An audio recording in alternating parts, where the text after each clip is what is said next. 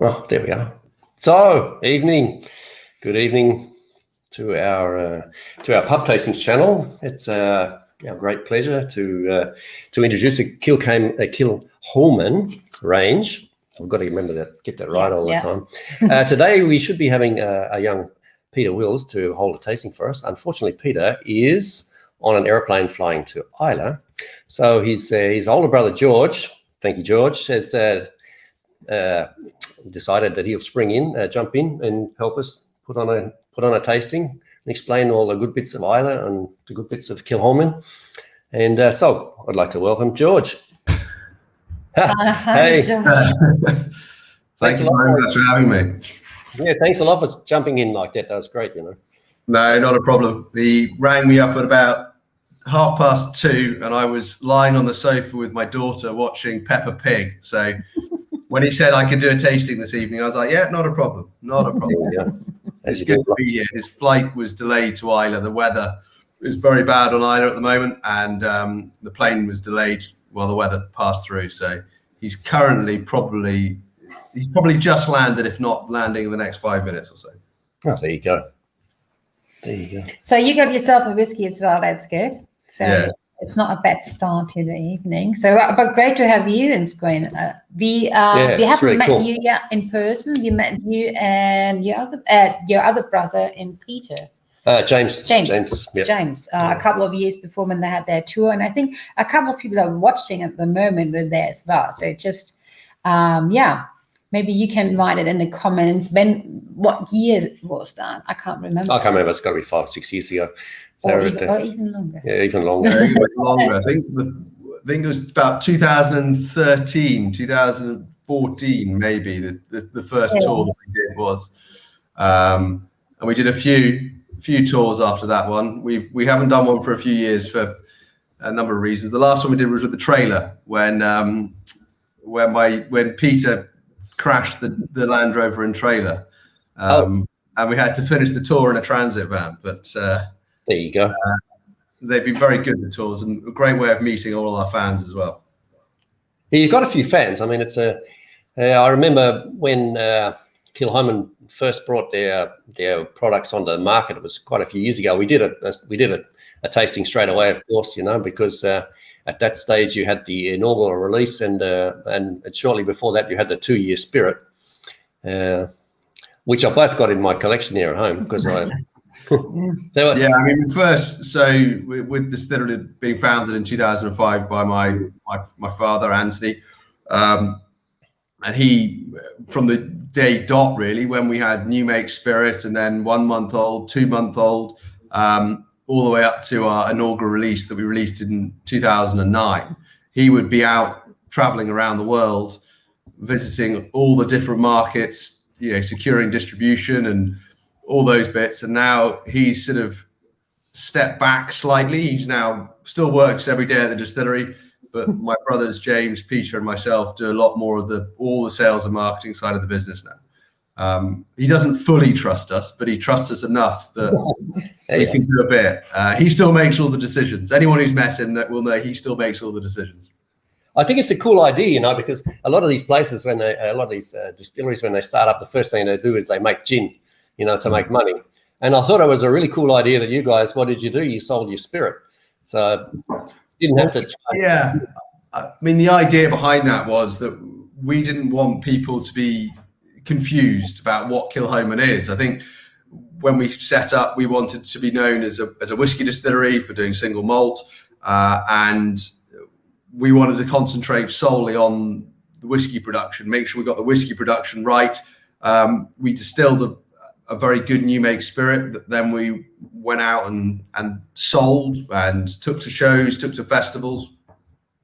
And it really helped us build this following, because I think a lot of people enjoyed tracking Kilchoman over the years and seeing how the liquid has changed and different releases are changing over time. And I think people have really enjoyed that process, because when we came onto the market, I don't believe that there were many other distilleries where people had the opportunity to watch them grow as we have. And the whiskey world now are so knowledgeable and so enthusiastic that we've just managed to sort of capture some of their minds. I think, yeah, it's one thing notice about Kilchoman is the spirit. The new make is super quality. I mean, when it's 3 years old and comes out of the barrel, it's very drinkable, and that's not always the case. So you've started off with a good concept, I think, because you've got yourself a good spirit that you can market just about straight away. Because obviously money's a problem at the beginning. It's a problem for everybody. Oh yeah, money was a huge problem. We constantly ran out of money, and yeah, it was very, very tough. But I think that the main goal was when my father sat down with Dr. Jim Swan, who was our consultant. My father was very, very keen on a certain style of whiskey, which was that typical Islay, peaty, smoky aroma, but at the same time, he wanted it to be relatively light and fresh. So through various different ways in the process, we created this spirit, which is very light and floral and relatively sweet. And then Jim Swan made sure that we bought quality casks. So all our casks that we buy are the best that we can get hold of. And these small things have meant that the whiskey has managed to develop slightly quicker in these good casks because of that lighter style of spirit. And that's why with our younger whiskies, they have got a nice depth of flavor to them, which has got us to where we are now, 15, nearly 16 years of distillation now. So, and lots of change at the distillery as well. That's impressive. No age statement whiskies, and that's and it doesn't matter. No, and I think that actually at the time when we were putting out non-age statement whiskies, they weren't as common as they are now. It's now very common to go into a whiskey bar or a whiskey shop and see a lot of non-age statement whiskies from a lot of distilleries. Whereas if you go back to 2010, 11, 12, there weren't a huge amount of non-age statement whiskies. So putting non-age statement whiskies out there was hard, but I think that people are always quite inquisitive about a new distillery and they want to try it.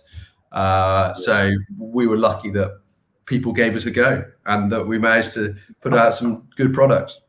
I think it's very clever. It's like, where you have Macallan, they had the 12 and 18 years, and they were like the benchmark and everybody's gone bananas over them. And then they took them off the market. That was like maybe a disaster for them, And you guys don't have that problem because you've got your lineup. You got your Sanaig and you got your Machir Bay, and then you've got your long Gorm and 100% Islay. And they're good, a good brand. It's a really good range. It's perfect. No, and then it's interesting now that because we're releasing some slightly older casks that we're tasting you're tasting a 10-year-old later on in the tasting this evening, and it's interesting when people taste the older whiskies, they're more inclined then to want to go back to taste some of the younger stuff to really get back into the Kilchoman DNA. It's quite interesting to be able to taste them as well. So we have a couple of comments before. Yes. And the first one I want to show you is from Chris. Thanks for the fire art, because you sent a couple of bottles, I think like 2 weeks ago. I think special releases for the festival or not? Yeah, so we released our festival bottling back in, I believe it was the end of April. And we did various different tasting packs and everything like that. Because this year it's going to be online, we sent it all out early. We did it all ahead of schedule, and hopefully people have received the ones that they ordered. And then we've got various different things planned for the week of the festival and our day. And the reason Peter's over in Islay is with the film crew, because we're doing a 360-degree tour from the barley fields all the way through to bottling. So he's over there helping with the film crew for that. So there's lots planned, and it's just a shame that you can't all be at the distillery, really, because it's a great party. Well, our fans or our guests, they're big Scotland fans. There's quite a few of them go to Scotland every single year. They travel here, travel there. Yeah. So, and Rainer had the pleasure to getting to know you and your brother on the last tour of Germany, Nürnberg. Was it? I think it's James. I think there was James and Peter, no? Yes. I can't remember. See, I did do a bit in Germany last year, but I can't remember where I went with Peter. So it was a good tour. Yeah, it was a good tour. Yeah. We do. I can't remember where I went, but I have done a bit of a tour in Germany. Would have been 2016, 17, because then we went over to America. We did one in America, which I did with Peter. 16. I can't remember. My memory's too bad. I think 16 is about right. That's about when. Yeah. Yeah. Will we try the first whiskey? Yeah, we certainly will. So, good evening, everyone. I hope we'll have a fun evening. And if you've got any questions, do fire them at me, because it'd be good to try and answer them and give you the insight and the answers that you're looking for. But what we are going to start with this evening is the Sanaig. So Sanaig here comes in it's normally got the purple label. And this is one of our core products as far as it's always available. And it is made up of a combination of casks. So, excuse me. So 70% of this is matured in Oloroso sherry casks and 30% in bourbon casks. This gives it the darker color that you can see in the bottle there. All natural color and all non-chill filtered whiskey. And it's bottled at 46%. And the Sanaig we released in 2016 to run parallel to our Machir Bay. We got to the point in our sort of production and our sort of progress at the distillery that we needed to add another core range product that was always available, whether you're in Germany, whether you're in America, whether you're in Australia, New Zealand. We needed another product that was always available to buy. And because the distillery was only founded in 2005, we don't have huge reserves of whiskey that we can go, well, instead of having a 10-year-old, we'll just do a 15-year-old or a 12-year-old or something like that. We needed to do something which involved maturation. And a lot of what we do at Kilchoman is concentrating heavily on the components that go into the whiskey, whether that is the barley that we grow in the fields at the distillery, whether it's the peating level, or whether it's the cask that we use. And the Sanaig, the way it differs from the Machir Bay is purely the maturation in the casks. The Oloroso sherry hogsheads really do give you that rich, dark color that you've got in your glass. It's certainly darker recently, the recent expressions of it, and I don't actually have the darker one in front of me here. I've got one of the slightly older ones, which isn't as dark. But the slightly darker ones come from these very, very good quality casks that we got. And you look at that there, it's an amazing, rich mahogany color. And what happened there was we bought these casks from Miguel Marsan in Seville. And these casks that we use in the maturation process were just fantastic. And they gave us this depth of character and a huge amount of color. Fresh casks. And they've only been matured in them for, on average, 4 years. So it is a young whiskey, the Sanaig. The Sanaig is a young whiskey. But with those sherry hogsheads, what you're getting there on the nose, immediately for me, you get the sherry notes. Those sherry notes coming out of the glass with the peat in there as well. Nice little bit of peat aroma around it, but it's not a sort of aggressive peat that's coming out of the glass. Those sherry casks really do help to mellow the edge of the peat and soften it down slightly. And the sherry hogsheads give you that sort of, for me personally, the sherry hogsheads slightly smaller in size than the sherry butts. And what you get there is you get a little bit more sort of sweetness, a little bit more maybe sort of cooked fruit sweetness, whether it's bananas or apples or oranges. You get that a little bit more of that sort of sugary sweetness off them. And that really, well, that helps. Someone agrees with me. Do they agree? They do agree, which is good. So you never did tastings with us, and normally we ask our guests, our online guests, what they think and what they smell. So what the nose is, or what the nosing is, and then what they taste, and they always give us a lot of input. Yeah, feedback. Yeah, I love that because it's very easy when you taste the same whiskey not every day, but you're doing it quite a lot, you sort of get stuck with the same tasting notes in your head that are hard to shake out. But the burnt heather, and especially the citrus and orange peel, is something that really, for me, does come through a lot on the nose there. Maybe I get a little bit of bit of chocolate in there as well, a little bit of very dark chocolate at the back there somewhere. But So what's heather again? Heather. That's like a. It's a flower. It's that grows on the hills in Scotland. It's like purple flower. I know. Yeah, okay. And the Sanaig, even though it's got that sort of youngish age, there's a depth of character in there and a depth of flavour in there. And it all goes back to our new make spirit, that I've got some of it here, which has got that lovely freshness to it. And when you put that fresh, light, peaty spirit in good casks, you are going to get a nice little depth of flavour coming out. And 46%, I think, is a lovely ABV to drink the whiskey. I think at that strength, there's no need to add any water, but don't be afraid to add water to it. And then on the palate,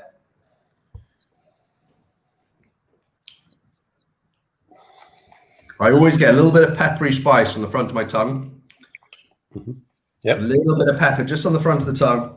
And then it's just lovely and thick and creamy and viscous. You almost, when I say viscous, you want to chew it. There's a lot going on in there. And then you got this nice, long, clean, fresh finish to it. There's no sharp edges in there at all for me. And it's got this lovely balance to it. The little bit of influence of the bourbon cask helps the Kilchoman freshness come out in the finish without being too over the top. But it's got a lovely balance between the two flavors. And what the key is when using the sherry cask is to not allow the sherry cask to come bounding over and take over. Yeah. You've got to try and balance the flavors, because, you know, the whiskies that we're tasting this evening are peated to 50 parts per million. So that's relatively high on the peating level. So as far as the barley is concerned, so we want that peat to come out. So you just got to be careful when maturing in these sherry casks that you balance it out nicely. And the Sanaig is one of our probably most popular whiskies at the moment. It's even though it sits next to Machir Bay as far as the two of them side by side. Sanaig released in 2016 and Machir Bay in 2012. Sanaig is now catching up Machir Bay as far as sales are concerned, because I believe people love that little bit of sherry influence on their whiskies. They love the character it gives the dram, and Sanaig sits perfectly in our range of whiskies, and is very popular, which is good. Yeah, we have some more tasting or nosing notes. Orange, herbs, peat. Okay, Rainer is. I smell some peat. Great. Hopefully you can. Good start.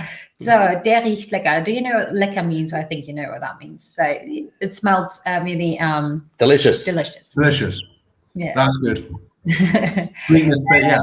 Sweetness, smoke, balance. Yeah, I completely agree with that. You've got the sweetness.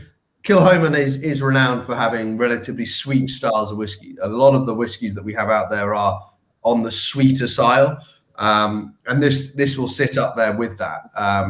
Especially with the sherry influence, and it for a young whiskey, it's there's a lot more flavour in there than a lot of people might expect. Yeah, it's very sort of creamy, and it's very smooth. I know smooth is like everybody says smooth, but it's smooth. It doesn't have any edges. It's not any hard bits on the taste, you know. I think what helps that is the sherry cask. Yeah. Sorry, I've got a horrible little tickle right here. Drink more whiskey. Drink more whiskey, yeah. No. I'll drink water and whiskey. But no, I think the sherry cask really do help soften off the edges. Yeah. Really do help the fact that, you know, at a younger age, that sherry does help soften off any sharp edges that there might be in there. But the sort of the distillery size, I'm not sure anyone is aware. So Kilchoman, when we launched, we were only producing in the region of 75 to 90,000 litres up until 2009. And then ever since then, we've slowly increased production through putting in new washbacks so that we could fermentate in our vatting tanks for slightly longer to keep our fermentation time up. And then in 2019, we built a new still house. So we've now got 2 still houses that sit side by side to each other, which has meant that we can increase production up to 350,000 litres now, which is still relatively small. Yeah. Is it? Oh, here we go. So if you look, you've got our kiln, which is bottom left, and then we've got 2 still houses where you can see, you go right to the kiln, there's a white building and then a grey one. Those 2 are still houses. The white one is the new still house, and the grey one is the original still house. We've got identical stills in there. And the reason we did that is so that we could increase production while also keeping the same spirit quality. Yeah. We did not want to increase production and then for me to come and do a tasting with you both, and we sit down and we taste some of the whiskies and then we move on to another one, and you go, well, what happened with anything distilled after 2021? And I have to go, well, that's when we put in 2 new stills that were twice the size, massive things, because it would change our spirit quality, because our spirit is key to what we do, and our stills play a huge part in that. So our spirit still is just over 2,000 litres, but it's relatively tall in size. And what that means is it helps get that lighter style of spirit, more copper contact, and therefore you got these lighter, softer flavours as well. And we distill slowly to try and gather those lighter flavours. Right. So pepper, sweetness, and some smoke. A lot. The mixture there is some pepper and it's mild at the same time. Yeah, 100% agree. I'm glad I agree. Yeah, sending on the palate, smoked hemp, raisins and dark chocolate, peach lemon zest, a little crushed pepper, and sea salt in finish. Interesting. There you go. Yeah, the smoked ham and the smoked meats one is something that a lot of people get with our younger whiskies matured in sherry cask. So some of our younger Loch Gorms, for example, had this amazing sort of barbecue rib style meaty smokiness to them. And the combination of the Oloroso sherry and heavily peated barley, you tend to get that nice sort of meaty flavor to it. So that's something that does come out. Salted caramel, dark chocolate, spicy. I think the interesting thing is there's a lot of similarities. They've all got that bit of peppery spice and the sweetness. So is that a friend of yours or a relative? Really? Kilchoman. No. It's Kilchoman. It's just Kilchoman. No. It's got a good name there. Like liquid bread and bread pudding. Yeah. There you go. So yeah, I mean, the Sanaig is a very popular release, and it does that great thing with showing the Kilchoman characteristic at the same time as showing how important the cask is, and that will shine even more brightly when we move on to the second whiskey, because what you'll get there is the influence of a bourbon barrel compared to the influence of the sherry cask, and tasting 2 of these whiskies side by side is very, very important. No, he's just a Kilchoman fan. With the name Nicole. Ah. And it's, I love that. That's fantastic. The name is great. Kilchoman. That's really good. So hi Nicole. Great you're here. So in Blaumeise, she said dark chocolate, raisin, salted caramel. Yeah, so she agrees with the ones before. I think it's a really good start. Yeah, it's a great start. I mean, it's a great starting point, and it's a great way to then move into the slightly, the first 2 whiskies. Those are Kilchoman. That is the Kilchoman DNA, and that is what we're all about. And then we're going to move into slightly different ones. And do I have all the? I don't have some of the whiskies, but I've never actually tasted whiskey number 3. Oh, the Genesis. Never tasted it because it all went to Germany, but I know a bit about it. So you'll have to tell me what it tastes like. But no, I think the two core products, the Machir Bay and the Sanaig, show the Kilchoman DNA, and then we can move into the slightly more interesting limited releases. Because when we first started selling whiskey, as John mentioned, we had all these small limited releases from 2009 all the way through to 2011. And then it was important to try and get an identity through a core product. And when you're a young distillery, you need to use different cask types rather than different ages to show the thing. My dad always bangs on about cask is king, cask is king. Yeah. And apparently, if I wasn't available this evening, he was the one that was going to do the tasting. But he would have. But you wouldn't have enjoyed it. He wouldn't have been as good. I don't think he's actually at home either. But no, I mean, it's the distillery itself. We're going through a bit of a evolution at the moment. We're growing quite a lot. We opened a new still house a new visitor centre in February last year, which was possibly the worst time to open a new visitor centre. We opened the doors on the 21st of February, and then we closed them on the 21st of March, which was very sad. But we're looking forward to we're back open now, so we can have visitors.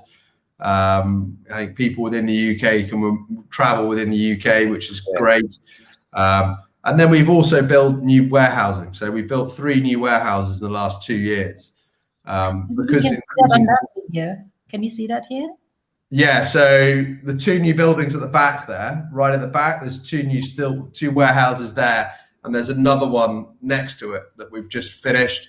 And then we're putting another farm building in over the left. So there's a lot of building work happening at the moment, but we need to do it because of the speed that we're increasing production, more cask to style, and all these things. So the distillery has looked like a building site for 15 years. Yeah, but it's great. I mean, you're obviously developing quickly, which is good. I mean, you must be doing all right, you know.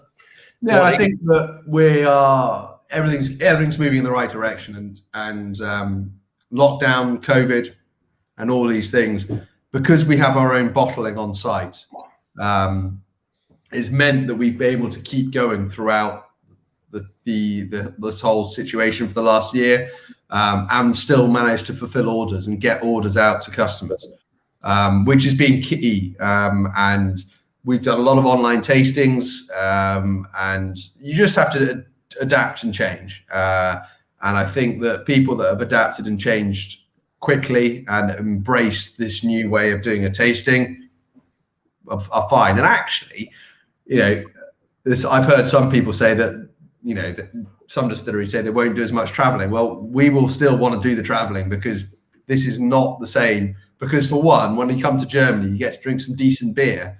And I can't do that now. So normally I'd have a nice couple of beers before I did this tasting. But no, I think it's great that we'll be able to do these online tastings. Is there a favorite warehouse? So warehouse 1 at Kilchoman is our experimental warehouse, as far as that is where we do a lot of the finishing. So we've recently put out some tequila and mezcal finishes, so and some calvados, some cognac, and all that happens in warehouse 1. And warehouse 1 is directly opposite the still house, and that's where. And my dad, now he's not doing so much traveling, that is where he spent a lot of his time. He loves getting involved in the maturation side of things. So he's down there testing. Yeah, he loves that, and that's his background from wine into when he went into the distilling. He was an independent bottler, so the cask side of things is something that he really enjoys. So that's probably why now he's not doing as much travel with the sales side of things. That's why we've got all these different experimental casks now. Yeah, that was actually one of the questions I had for you. What was the name of his independent bottling company? It was Liquid Gold. Liquid Gold, right? Okay. Yeah. I don't think I've had a whiskey from Liquid Gold. No, I mean, this was going back to, when did he start? He probably started in 1995. 96 till 2000, Oh. 2001. But But I think there was Caledonian Selection and there was Liquid Gold. And I can't remember. But no, that was his background before he went into whiskey making. so maybe one of you out there had a bottle of Liquid Gold.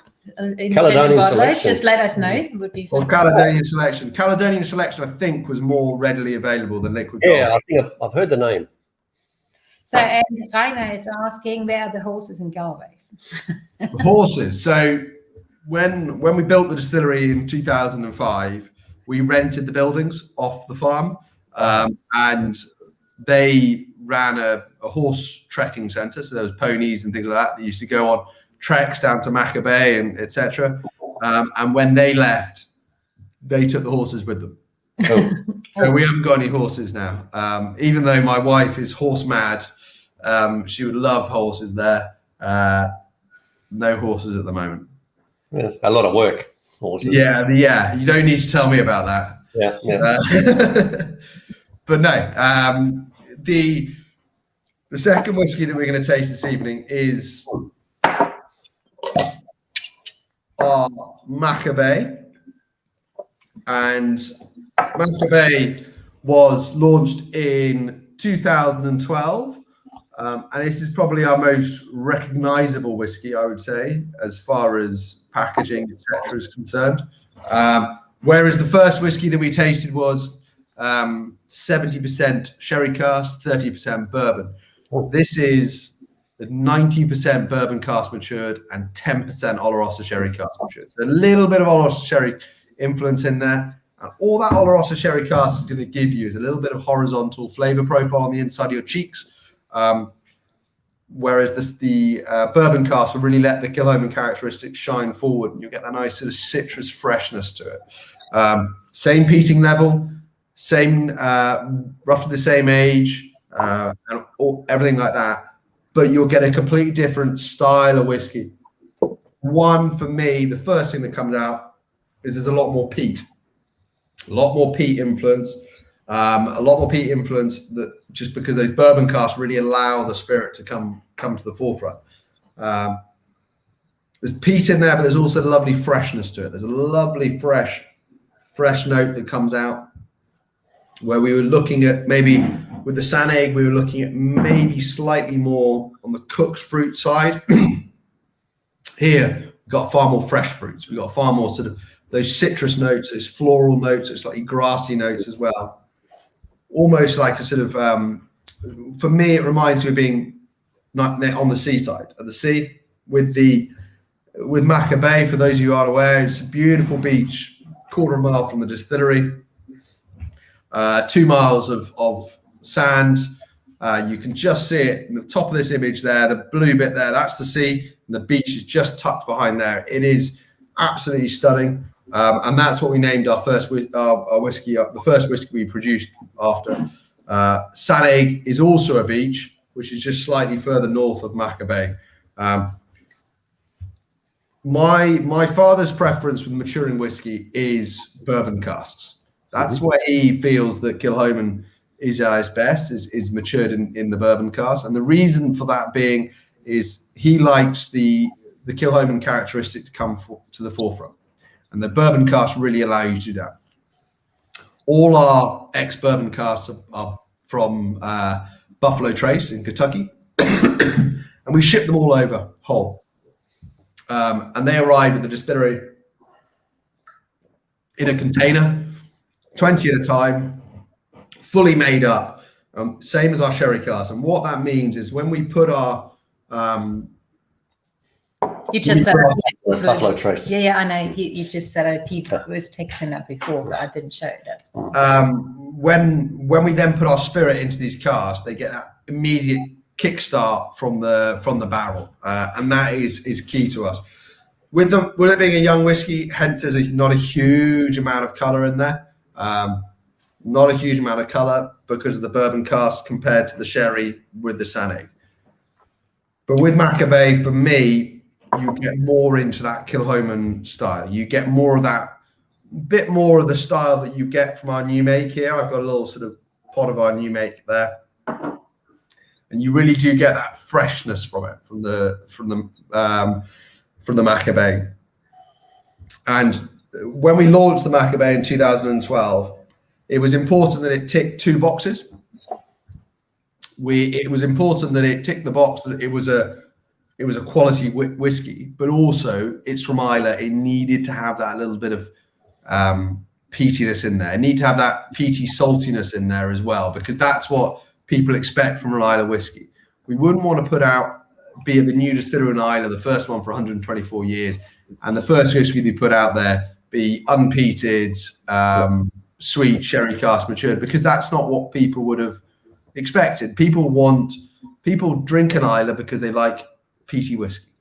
Yep. So we needed to be true to that, and it has got that on the nose, but it's not overpowering. We like to show that peat is a flavor. It's a beautiful ingredient in whiskey making, and it gives you these amazing aromas.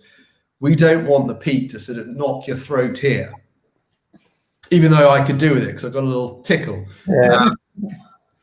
You want it to show it is a flavor, and I believe that that's what we do with a lot of our whiskies. Yeah, it's got that sort of definitely got the citrus notes. I get a bit of sort of like the white white grapefruit. Remember years ago, you didn't get the ruby red grapefruits. You used to get the white ones, the sour They're ones. a little bit more bitter, aren't they? Yeah, that's what I get. I get that in the nose. No, I mean it's for me. What I love on the nose is the fresh notes. Yep. The freshness of the whiskey. There's understandably, there's not going to be a huge amount of wood influence because it's so young. It's just, you really do get straight into the Kilchoman DNA. On the palate, a little bit of peat up front, and then it's almost like a sort of salty wave that comes over the back of your palate as you swallow it down. Quite salty. Yeah. A little bit of sort of grassy notes as well. A little bit of grassy notes. Yeah. And this has probably gone up a level as far as, you know, the sort of peating of the whiskey compared to the Sanaig because of the lack of sherry.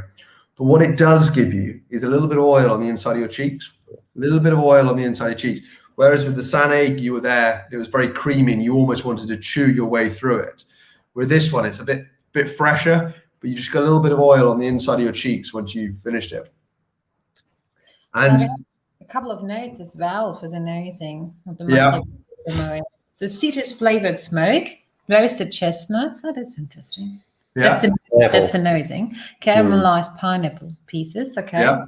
And Marcus was saying much less smoke in the nose despite the same ppm. Yeah. That's true. Mm-hmm.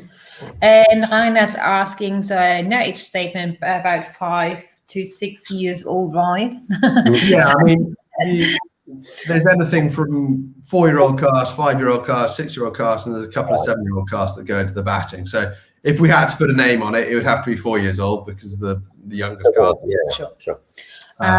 Citrus banana smoke. Oh, Yeah, banana. I've got banana on a palate. so that nose Yeah. to lemon, sweet vanilla, slightly smoky. Okay, sweeter than number one. Oh, that's interesting. I thought number one was sweeter for me. Fruity citrus, green apple, orange aroma, strong peat smoke. Is it likely peat? So that's really, I mean, that's. Yeah, that's it. That's what I love is the fact that everyone tastes something slightly different. Yeah. It's subjective. Yeah. I get more peat with the Machir Bay than I do with the Sanaig. Yeah.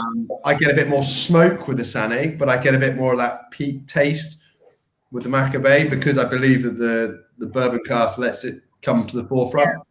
But that's my taste bud. That might be to do with what I drank earlier on or what I ate earlier today or all these things. And that's the great thing about tasting whiskies. We're all tasting the same liquid. We're all got the same thing in the glass. We might all have them in slightly different shaped glasses or something like that. And then other people get these different flavors. But no one's wrong. There's no right or wrong. It's what you taste. With both the Machir Bay and the Sanaig, we do vattings of them every year. So we do 6 or 7 vattings a year of each one. And the makeup of the casks are all the same makeup. as far as the balance of flavors. And we try our very best to make each vatting exactly the same, but it is hard to get them identical time on, time out. So there will be slight variations in each vatting. And on the back of the cask number, it would tell you the year. There's a little date on the bottom there, of the date that it's bottled. So if you've got the Machir Bay or the Sanaig, so for example, the Sanaig I've got here was bottled in 2018. So they're all dated for you. So sorry. Yours on there, John? I'm just looking. Should be on the back label, on the glass in black. Just no, I don't think we've got it on this one. oh, it must have been broken. The dating machine must be broken. There's nothing underneath that back label, no. No. Oh, I shouldn't have said anything then. Both of mine have got numbers. Yeah. Oh, You well. got numbers. Yeah, no, we don't have numbers. No. Yeah, it comes underneath this label here. But it's got all the makeup of the whiskey as well, you know, like you're saying, 10% Oloroso and so maybe scan to discover more. yeah, it says to scan you discover more. So with that, so that's NFC, so you can scan it to then get more information about the bottle. Yeah. Which gives you, with the NFC, it gives you, it's a bit more interesting for people to be able to find out stuff. I think it's very important that, especially with non-age statement whiskies, that people know a bit more about it. We are slightly have our hands tied by SMW, the Scotch Whisky Association, about what we can and can't do. And we've been in a bit of trouble in the past for putting too much information on labels, but we always want to tell people what are they drinking, because I think it's important that people know what's in their glass and what people are buying. So it's an interesting thing. But as far as whiskey production at the distillery, the distillery itself is located on a farm, and we find the stamp. There's a stamp. There's a stamp on the bottom here. Yeah, it's just too dark in here. It's just too dark. We couldn't see it. Yeah, that's all right. 12th of March. 12th of March. 21. Yeah. 21. Number 21 of 23. What of 23? 21, 23. Yeah. So that is the first number is the year, and the second number is the vatting of that year. So it's the 23rd vatting of the year. Yeah. There you go. So the distillery itself is located on a farm, and that was our point of difference when we built the distillery. We wanted something slightly different, so we located the distillery on a working farm where we grow our own barley. We grow in the region of just over 200 tons of barley ourselves on the farm. And that all goes into our 100% Islay range, which we've not actually tasted this evening, but it runs parallel to everything else we do. I've got a bottle in the other room. He's got a bottle in the other room. We have 100% Islay range. And that is all from our own barley that we then malt, distill, mature, and bottle on site. The other whiskies, we don't grow enough barley on the farm. So we buy that barley in from Port Ellen Maltings on Islay. So it is malted on Islay, just not malted by ourselves. And the 100% Islay whiskies are lighter peating levels. They are peated to between 10 and 20 parts per million. So they're slightly lighter. And having our own farm and being able to grow our own barley and experiment with all those things gives us so much more flexibility about being able to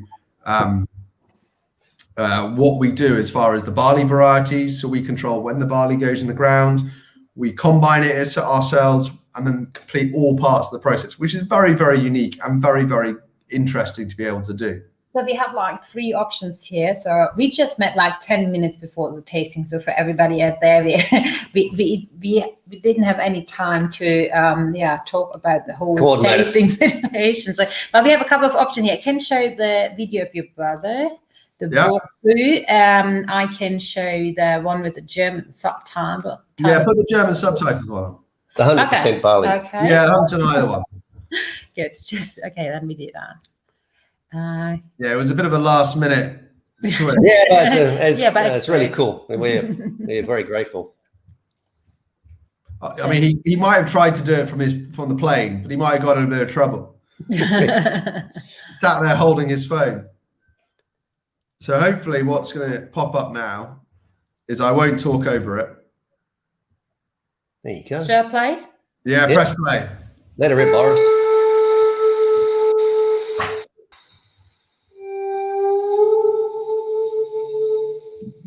This is the story of 100% Islay, a whiskey born from the land.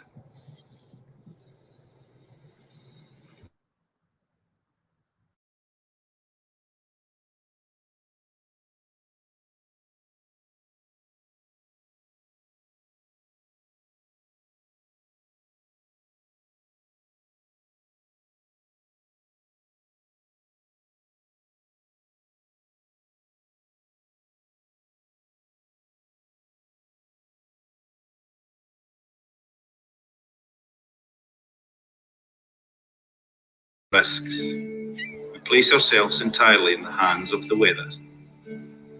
Fierce winds, rugged land, and a rain that can feel as though it might last for an eternity. Conditions need to be just right, and you need to be patient, because quality takes time, especially when you're doing things the old way. The result of this approach is something that we all set out to achieve. Peated to a lower level, 100% Islay is an altogether lighter whisky.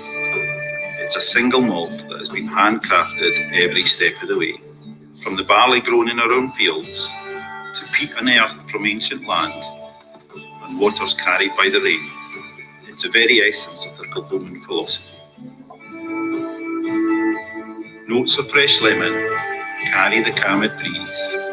A subtle golden colour speaks of pre-harvest bourbon, and an aroma of soft peat smoke nods to the very soil from which it all began.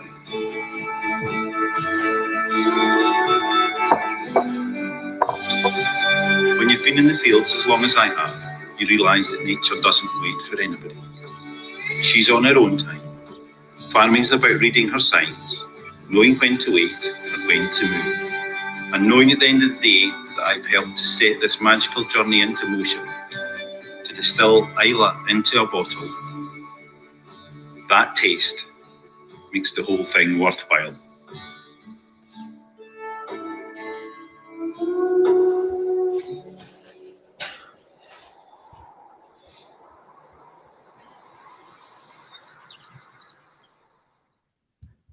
Perfect. You've seen that one a few times, I bet.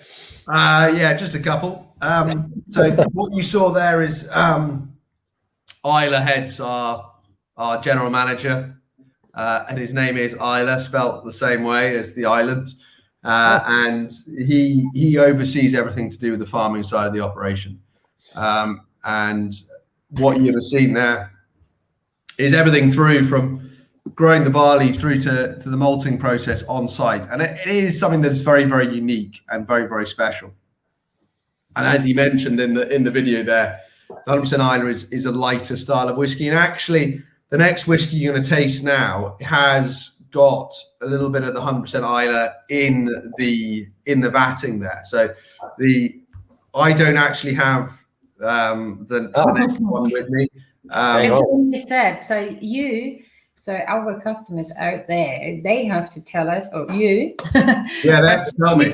Because you don't have any with you. Yeah. I can tell you a bit about what's on the bottle here. So we've got here like a 70% bourbon, 10% Oloroso, and 20% PX. And this batch is 3,600 bottles strong. It's 48.6% in alcohol. And it was released in 2020. It was released in 2020, and actually the 100% the bourbon barrels that go into it, so it will be slightly lighter in the peating level because the bourbon barrels that have gone into it are 100% Islay bourbon barrels. So you've got that little bit of the lighter style of spirit, and with our 100% Islay barley, we grow.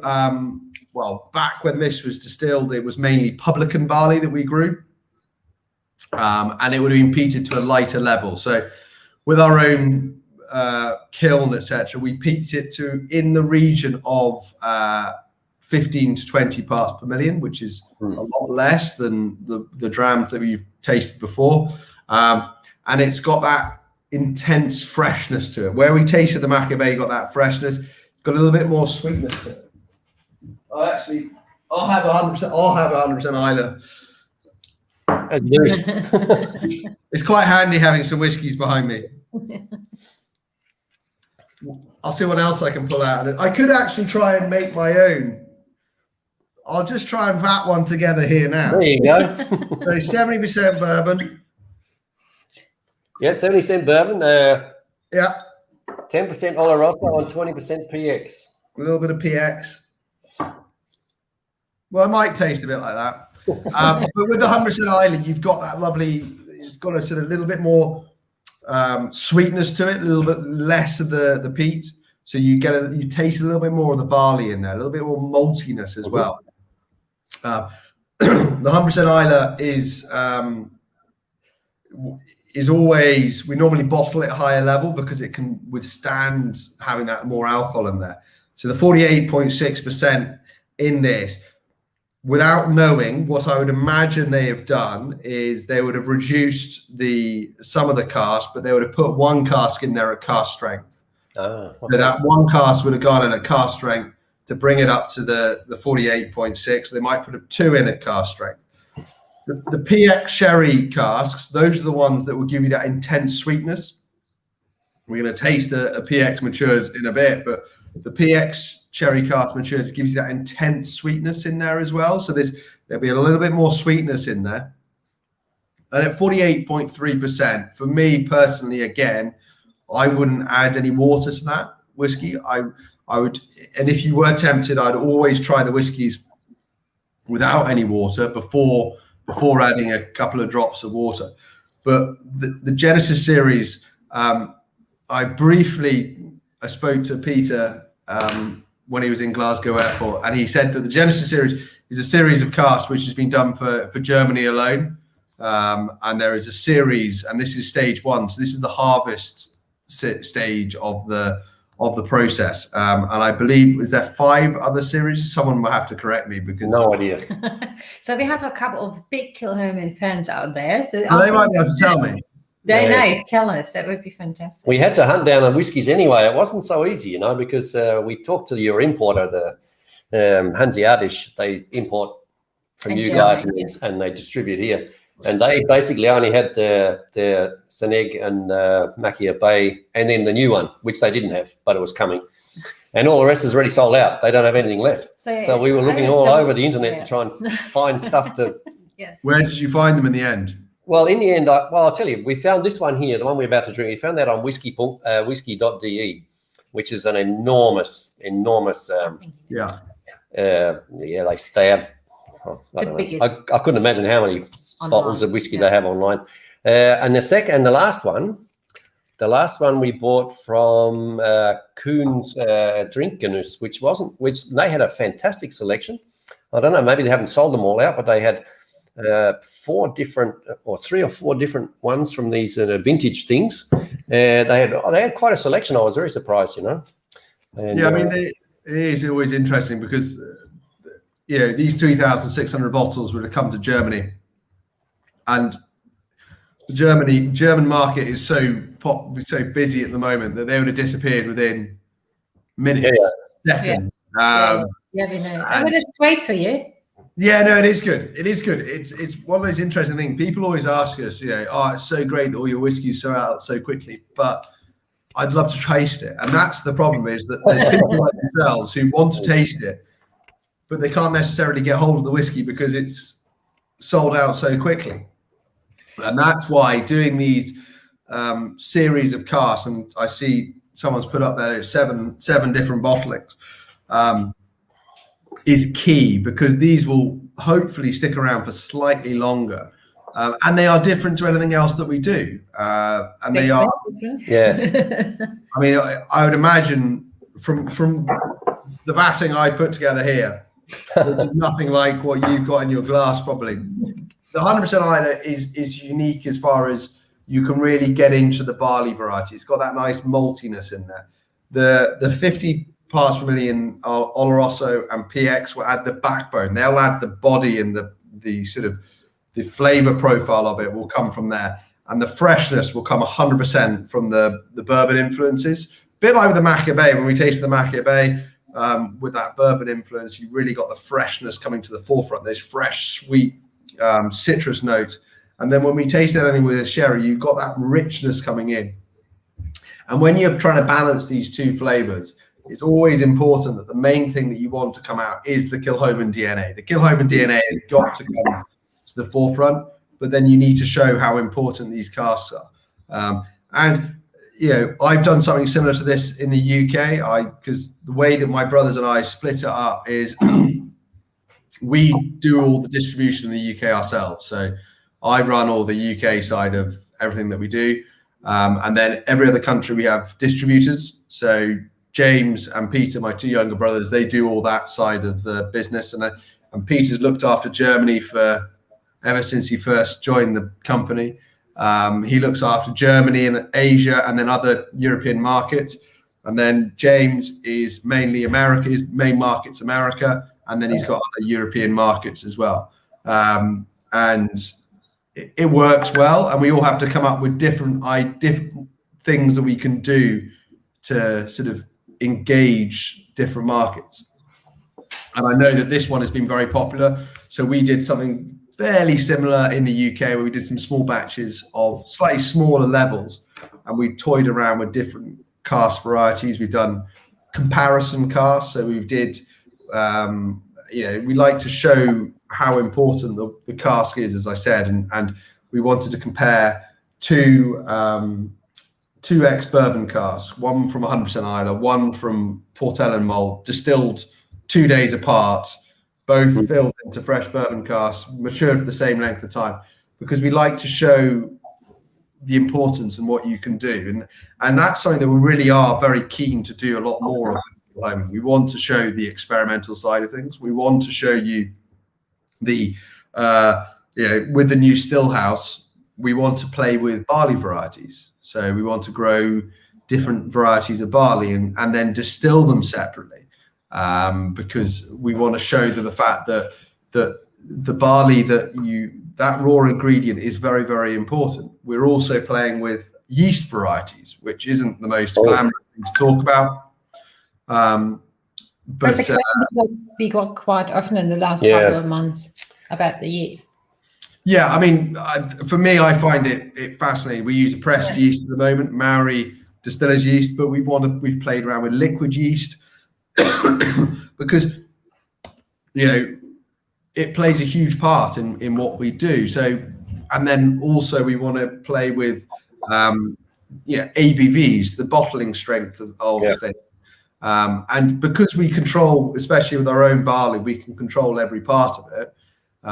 This year we're growing Sassy and Publican barley, and we're doing an experimental field where we're growing Sassy, Publican, and what's the third one?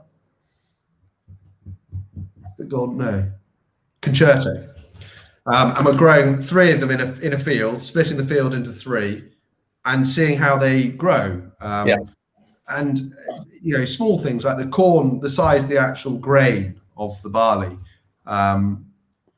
varies massively from variety to variety. So all these things are very important. And now with whiskey enthusiasts being so interested in the whiskey and everything about it, this is what we want to do. So maybe because you're explaining that, maybe show the presentation, and then they all can see what you mean by a farm distillery and stuff. Go. We got some fields of barley here. So I think that was a Steve song, wasn't it? Hopefully we sent the right one. Hang on. Good, just give me a sec. She's pushing all the right buttons, I think. There we go. Yeah. Not that fast. So here you go. You see that? Yeah, we can see that. So that is, we've actually just drained this field in front of the distillery there. So the green field there It was a notoriously very wet field, and we recently drained it so that we could grow barley in there this year for the first time. The first time barley's grown in there for 20 years. But the farm itself, as you can see from that picture, you've got a mixture of grassland at the front, and then we've got the hill ground at the back, which is where we graze our sheep and cows mainly in the winter. But the barley is what we want to grow as much of it as possible. But anyone who's been to Ireland knows the weather is not always the best. I think at the moment it's very, very mixed at the moment, from nice weather one minute to heavy rain the next. So what you've got there is one of our barley fields. I think that's Minister's Field, looking out towards. You're looking west towards Machir Bay, and you can actually see the church in the background. And that is our combine harvester, our Kilchoman branded combine harvester, which none of us have been trusted to drive yet, which I think that's not very fair. But it is important that we do all these bits. And I noticed someone asked if our barley was organic. We're not actually. It's not an organic barley that we grow. It's quite a long process to get certified organic, and it's something that we're looking into at the moment. But we also have, anyone who's been to Islay will know that you have a lot of geese. We have a lot of geese, and they play quite a large role in making sure that we don't put the barley in the ground too early before they leave. The geese normally leave in April, so we wait until they all leave, and then we can plant our barley, because if we did it any sooner, they would eat the whole lot. Geese. Ganzi. That's a geese. Okay, sorry. We're just translating here. But no, it's and that is our malt floor there, and Derek, our maltman, putting out the barley. So that would have been barley, our own barley. So that would have been steeped in water to start the germination process before he scattered on the floor there, and then he'll turn that by hand to let it malt away before being taken off the floor there, again by hand. Keeps him fit. He says he saves himself a gym membership. And then that's taken up to the kiln. And that's where you start to dry the barley down and give it the peaty aroma by using the peat. But it's the malt floor, that's a relatively new malt floor. So now we can do 4-ton batches on there. Whereas the previous one that we had was a 2-ton batch malt floor, which was a bit smaller. I see there's a couple of questions coming here. I just saw it. And there's a couple of tasting notes. We just wait until after the presentation. I will show you all of them and the questions as well. So maybe you will say that anyway in your presentation. Maybe. So that's the malt coming out onto the kiln floor there. Right. And Derek again having to shovel it out to get it all level before then lighting the peat fire underneath. So that barley is carried by conveyor up from the kiln floor into the malt floor into the kiln before being laid on the floor there. And then you light the peat fire first. The peat fire is the one that will give it the aroma, and that is him there lighting the peat fire.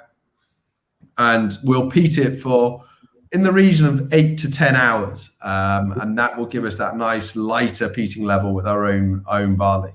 And we, at the moment, we have just the publican barley, which is being grown. But then once we have these more experimental bits of barley, what we'll do then is everything will be done separate. So now at the farm, we have got 2 silos with our different types of barley so that we can keep them separate all the way through the process, so that then we can taste them side by side to see how they have matured and differ.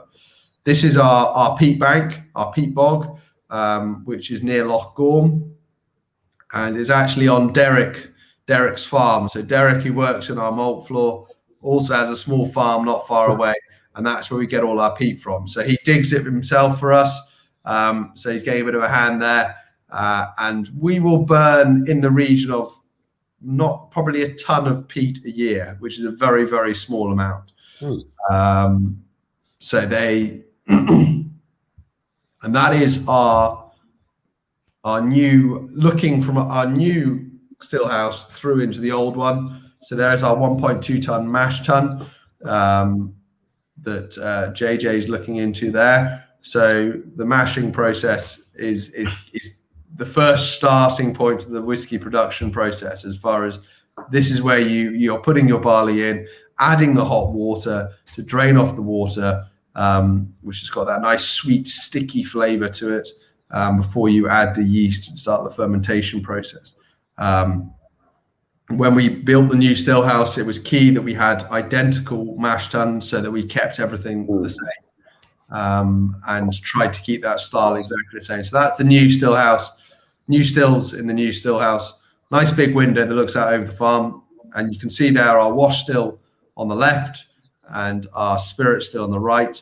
So the wash still is just over 3,000 litres, and the spirit still is just over 2,000 litres. And you can just see over Lyle's shoulder, you can see there's a little bulge in the neck of the still, so that's a reflux ball, and that will help catch those heavier liquids and drop them down.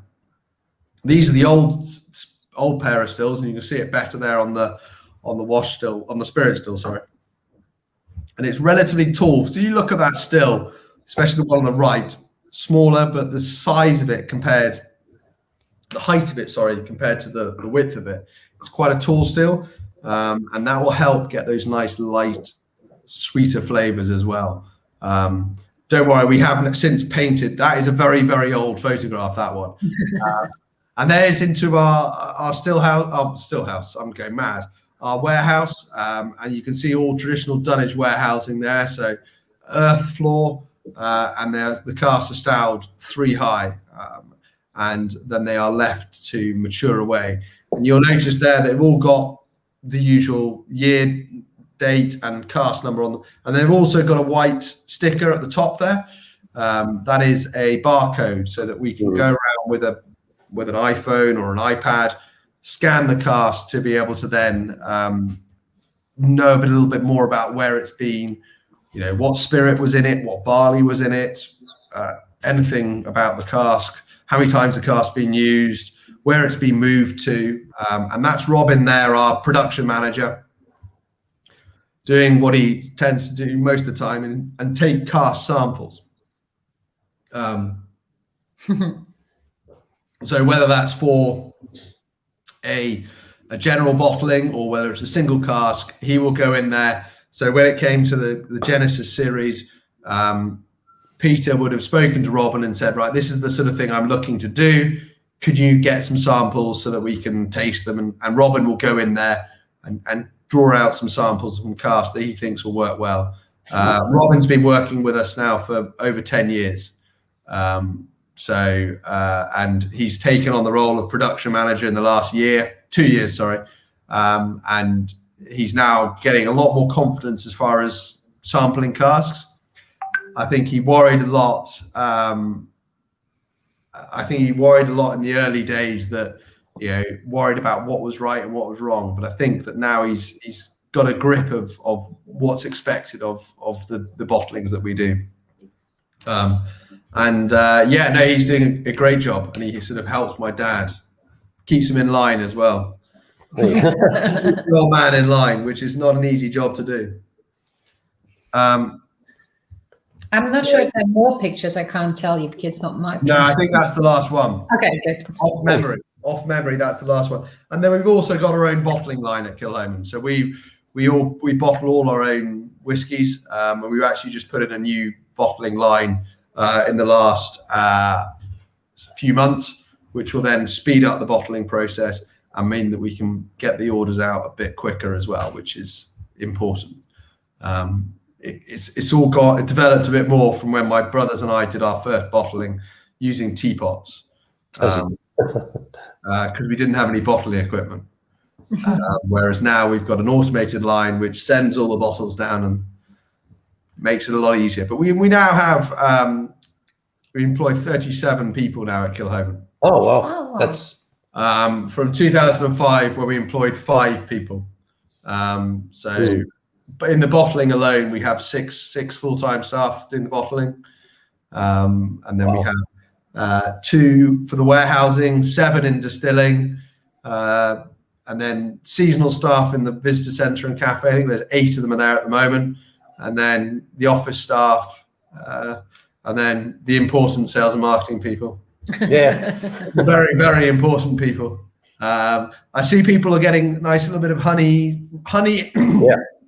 The honey aroma, that will come out even more when we taste the whiskey number 4. That honey aroma is the PX cask written all over it. The PX cask really does shine forth with the honeyness. Strawberries. Oh, sorry. I've never heard before in whiskey, but that. Oh, we had that before. Yeah. We had that before. I don't really get the berry notes. I wouldn't say strawberry, but berry. Yeah, red berries we get often with port casts and that sort of stuff. But the grass, I get more barley than grass, but it's just The barley will be that 100% Islay influence will really come through with the barley. Barley variety, yeah. But no, did I answer everyone's questions, or was there a few that slipped through? There's one. I will come to that. So, but before that, there also Genesis very tasty despite Oloroso and tea. So not a sherry I guess fan. he's not a sherry fan.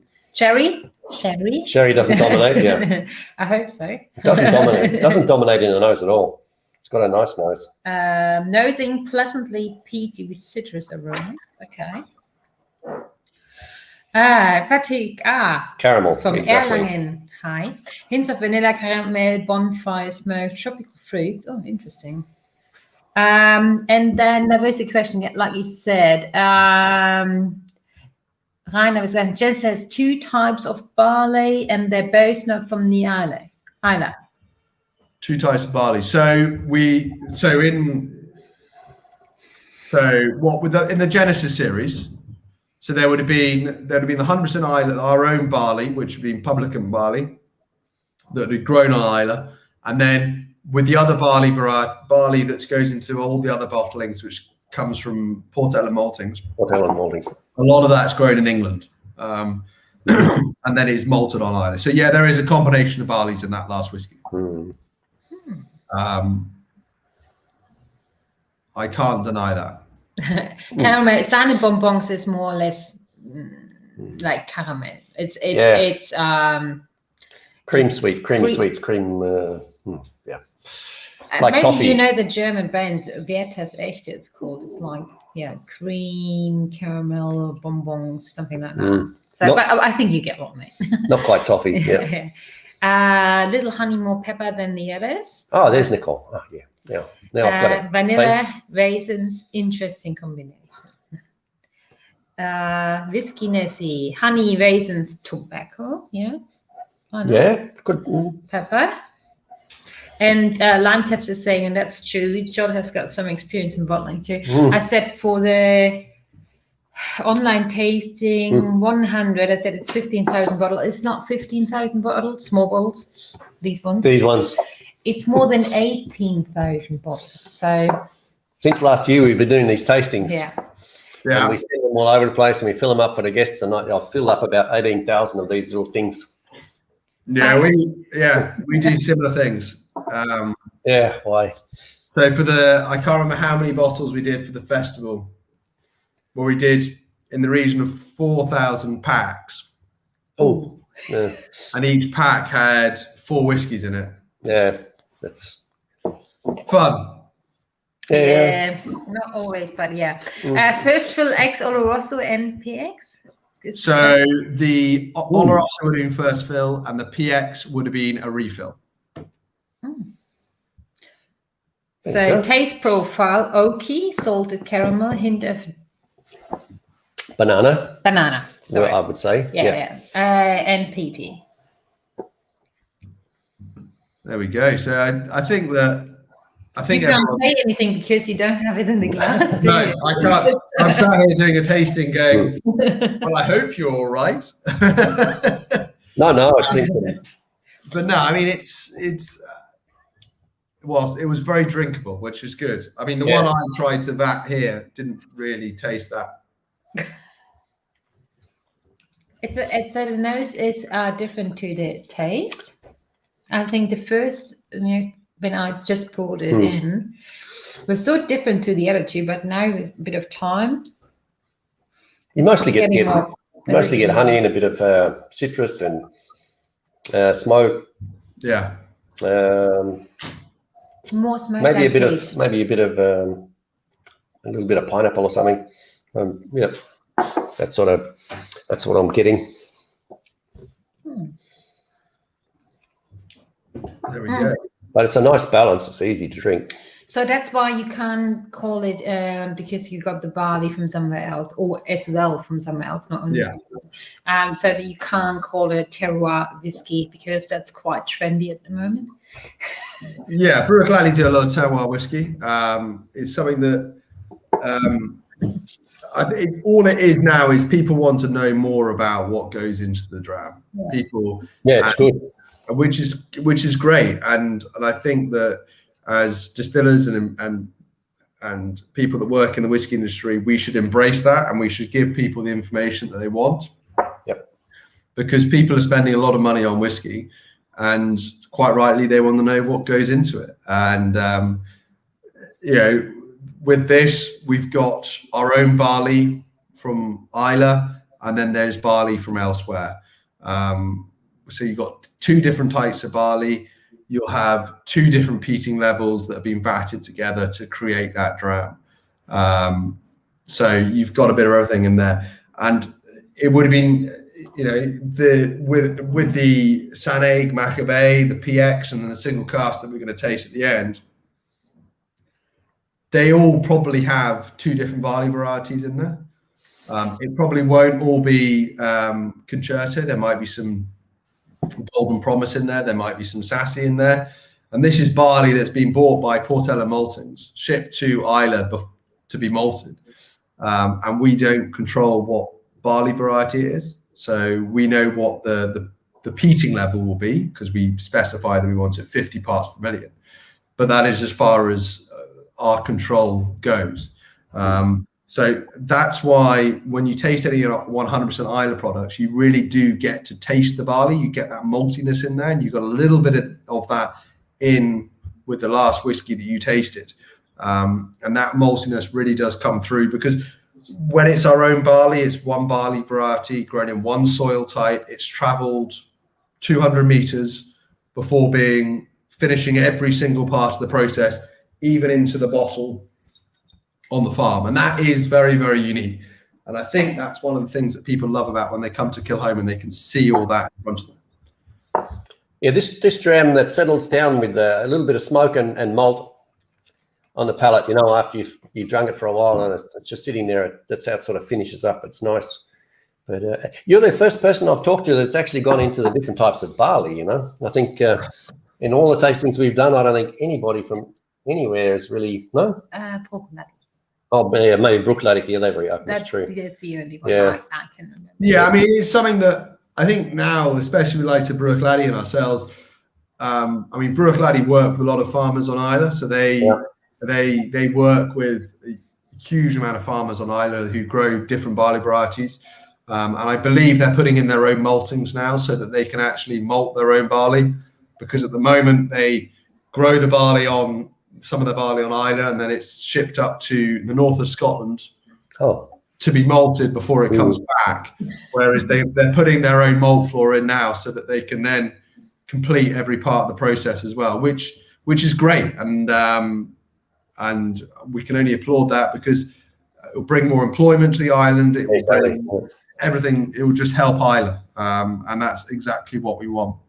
I mean, Brewer Gladdy, I mean, they went. I think they're now back on. The whiskey's now doing very well. I think the gin was flying. Well, still is flying. The bottlers, yeah, nice drop. Absolutely flying. Yeah, I will admit that it is the gin of choice for me at home. yeah, nice. But no. Right, I might go on to whiskey number 4 if Yeah, let's go. So I'm still with whiskey number 3. So, Cheers. but you can tell us something about whiskey number 4. Do you want me to show the other videos about a little bit later what your brother made? Yeah, we'll put the one of my brother up. The other one. The other one. I think this must be James, I think. Yeah, this is James. So, 1 second. That's a 90-second tour with James. Yeah, he'll talk some rubbish.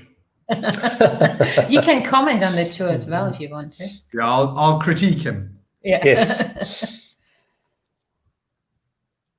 I'm here to show you around our beautiful farm distillery. So we are a farm. We have cows, we have sheep, but mainly what we do is grow barley. And from that barley we make Kilchoman whiskey. So we take our barley, we soak it in water, and it begins to grow. And then we take it on for peating. So this is Islay peat, dug out of the ground. We burn that to give the barley a smoky flavour in here. So after we peated the barley, we crush it and mix it with hot water in the mash tun. So we drain off the water from the mash tun, goes into these tanks, and we add yeast and allow it to ferment for 4 days. So after we fermented, we distill. Out the way now. First distillation through the wash still, second distillation through the spirit still, and that second distillation we only take the heart of the run, where it's the best combination of light flavours and heavy peaty character.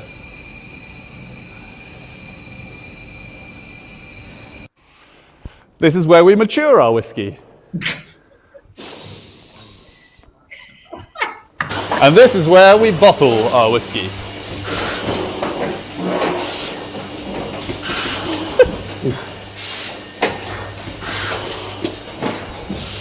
This is our whiskey, Kilchoman Machir Bay. It's a beautiful combination of rich, peaty, smoky, maritime flavour, citrus character, and caramel, vanilla. Beautiful. Everything you'd want in an Islay whiskey. Slange. You're going to play it again? Do you No, want you don't want that again. He was very enthusiastic, wasn't he? Yeah, I think so. yeah, you can't deny it's your brother. No, that's my brother. So that's you're my feeling, brother. yeah, you all look, yeah, like Yeah, that. there's a bit of similarity Yeah. there. Yeah. I think he's the guy that was in Nürnberg. Yes. Yeah. Yeah, no, that was a very good quick tour of the distillery. He did a good job. He went up to all the right places. He's very enthusiastic and throwing his arms around there. No, we're back again. Oh, There we go. No, you're back. Sorry. Yeah, Yeah. now we're back. Sorry. That's okay. So I think what I'll start to do is start to talk about whiskey number 4, which I do have. I can actually drink this one with you, which is good. So what we're gonna taste here is our PX cask matured. So this is a very new release. This was released only a few weeks ago, and I believe it only landed in Germany in the last day or so. Wednesday. So I yeah, let it open for release. When I rang up Hansi Adish and I said to him, "Listen, we got to get the bottles because we got to send them out," you know. And the guy, he said, we just allowed us to send it today. So we actually sent it last Wednesday, and I got it on the Friday. So there's not going to be many people in Germany that have tried this drop here. No, probably not. So a little bit of background to this. So PX is Pedro Jimenez, which is probably on the sweeter side of the sherry. So you've got your sort of Oloroso, which we use a lot, which is probably you describe as a medium dry style of sherry. Get a bit more of the sort of cooked fruits coming through from that. And the Pedro Jimenez is on the sweeter end of things. So it's a sweet sherry, bit richer, and it will probably give you a little bit more the sort of sweetness that you'll get in this dram. This is a bottling of 12,000 bottles, 33 casks in total, and we bottle this at 47.3%. So some of these casks are fully matured, and a few of them have been finished. The reason we had a last minute thing to put in some finished casks was because we didn't want the PX to be too overpowering. Pedro Jimenez is a very, very strong style of whiskey, and we didn't want it to come in too strong and too heavy, because what then would have is we would really then start to lose the sort of what am I trying to say here? Lose our Kilchoman characteristic coming out. So these are all from 2013 and 2014. These casks. And released this year, and bottled at 47.3. 47.3, slightly strange ABV, but we wanted to have something that was a bit different, away from our norm, and we picked the 47.3, and we think that it holds up nicely to that. And for me, when I put my nose into this glass, first of all, I love the color. That's it's good colour. Lovely color to it, a little sort of almost a reddish tinge, I feel, to it slightly. Beautiful richness to it. You can, by looking at it, you know that there's sherry influence there. And why is the color of the pack? Another colour, I think he's trying to say. Which one? Yeah, just specify that a little bit, Chris. So because Chris was telling us that he has He's probably got the Islay packs, the far out packs. Yeah. And he thinks the same whiskey has a different color. I don't know. In his pack, I don't know. So just specify that, Chris, would be a great one. Yeah. So PX cask matured. So to give you an idea of the sort of what I get flavor profile wise. So for me, I get a sort of raisins. I don't get a huge amount of peat smoke, and almost sort of almost a little bit of saltiness. Maybe am I going mad? I want to say coffee, but I might be going completely mad. No, there's definitely coffee in there. Coffee, yeah. A little bit of coffee, just nice little bit of coffee coming in waves. You know, nothing's wrong. And again, the thing that I think the main theme of all the whiskies that we've tasted this evening is that little bit of citrus freshness on the back. For me, I find this nose the most intriguing. It's what I want to just keep going back to. No idea. We're confused. Is he confused?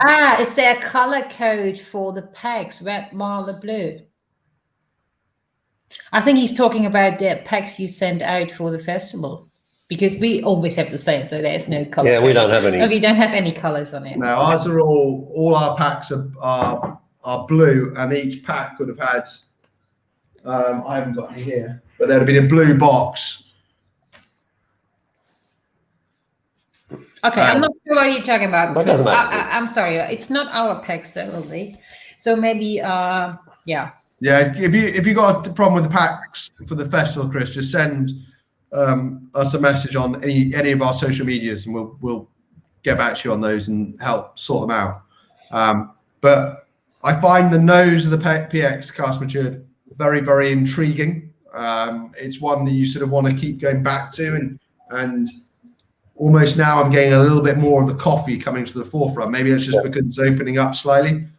But there's definitely a little bit of sort of raisin sultanas, a little bit of a heathery sort of note to it, maybe a little bit of sort of floral quality coming out, maybe in there. So all these little things, and PX casts, what we've used them for in the past is we've always used them for finishes. So we would have taken a bourbon and finished it in a PX sherry for maybe 6 to 8 months, maybe a year, just to give it another layer of flavor profile.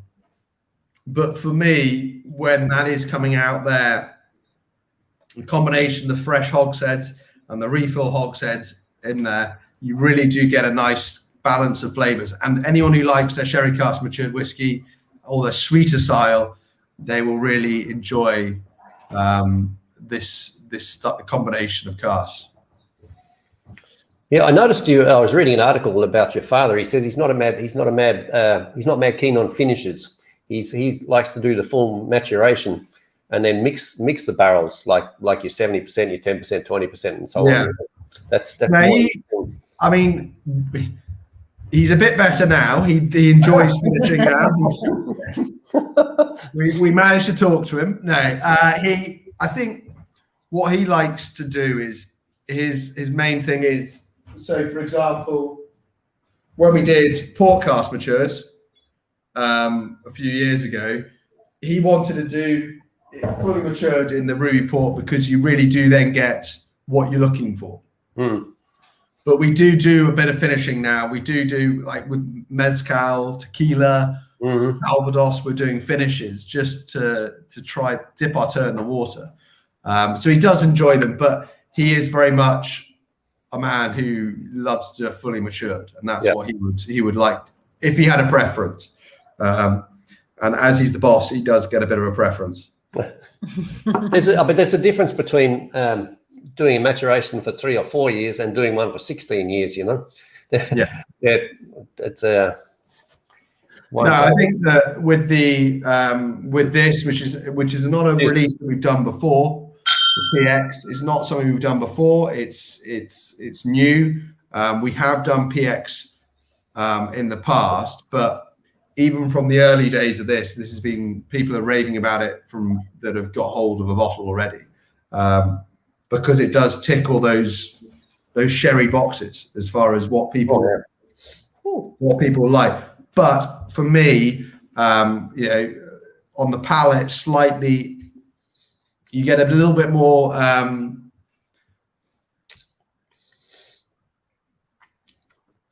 That's a little bit creamy too, like the. It's got that creaminess. It's got a little bit of red fruits, maybe. Yeah, exactly. Sugar. I'm trying to. Sweet, yeah. Maybe sort of a bit of maybe fruitcake, licorice, maybe in there, slightly a bit of spice. And then for me, a little the peat smoke at the back. It's got a lot of different flavors going on there, but it's a big whiskey. It's a big mouthful. It fills your whole mouth full of flavor. There's layers to it. There's complexity to it. I think maybe the fruitcake bit I'm getting is a combination of sort of maybe not be fruitcake, maybe just a combination of sweetened and cooked fruits in there, maybe. But there's a lot going on in there, and it sort of lines the inside of your mouth. There's nice sort of oiliness to it as well, and it's worked very well. And the 47.3 for me, it's just a nice, good bit of alcohol in there that holds it all together. I think it's worked well. I think it will be a hit. Only 12,000 bottles worldwide, so not a huge release, but it's got everything that we're looking to achieve from it, as far as giving you the Kilchoman, flavor profiles of those citrus fresh notes and the peat, but then also showing you what the PX will give you. The finish is sort of like. It's dry, but it's not overbearing dry like some of the PX finishes. They get really nasty in the finish because the wine dominates and makes it very, very, very dry in the finish. And this is very pleasant actually. And the other thing I've noticed with your whiskies, you get very little overbearing wood notes. Because they've been obviously not matured for that long in barrels. You don't have that problem at all. No, I mean. We're into the very sort of early part of our journey as far as aging is concerned. So we haven't got that over oakiness yet. We have got a few 15, 16-year-old casks, 15-year-old casks in the warehouse, fresh ones, which probably are ready to be bottled now, because the funny thing is that when we first set up the distillery, we were looking to create a style of whiskey that would mature relatively quickly. And now we're looking at ways to be able to extend the maturation process and be able to keep our whiskies going for slightly longer. So it's a bit of juggling act. And the way we're doing that now is refilling our casks to lay down for slightly longer. Because we're probably coming into our peak as far as age profile for our whiskies in anywhere from 8 to 12 years old in fresh casks. And then when you move into the refills, we'll be able to leave them for slightly longer. But it's a great place to be in the warehouse. We've got over 10,500 casks in our warehouse now, which. Sorry, outside there's just outside they're going bananas, yeah. So, yeah, congratulations to everybody from FÜRTH. We're streaming from FÜRTH, so FÜRTH is in the first league now. Yeah. So, but that's always saying to football. Otherwise, we would sit here for the next 2 hours. Yeah, we won't talk football. Yeah. Yeah, but yeah, congratulations to FÜRTH. Yeah. Because the end of the football season everywhere now at the moment. Yeah. You have an Islay football team? Well, there's a Kilchoman football team. Oh wow! Oh, cool. I mean, I can't say we're the best, but no, there's a small Islay league, and there's the Portal, and there's a Kilchoman team, and we sponsor the Kilchoman team. But I think it was all called off this year, like everything. Because nobody was training in lockdown. But you have the best parties afterwards, right? Yeah, we do warehouse lock-ins. But no, the PX, as John said, is on its way out there. It's now hitting the shops in Germany. I know it's made its way around the world now, so it is available. It's a great addition to our range. It's probably something that will feature again in the not too distant future. It will be something that comes again. But we've also got our 100% Islay coming out in September. So the next one of that will come out in September, and then we've got a Madeira cask matured coming out. Oh, that's my favourite. Back in the year. So we've got a few more bits and pieces coming up, and lots to get excited about, really. But we just can't wait to be able to invite people back. Yeah. I don't know if you said that before we started the stream or after, but you said something about a tequila finish. Yes. Mezcal, yeah. And mezcal finish. So I'm a big tequila mezcal fan anyway, but we had another whiskey, or I can't remember, in a tequila mezcal finish with Gerald. He's watching as well. It's Gerald's tasting here.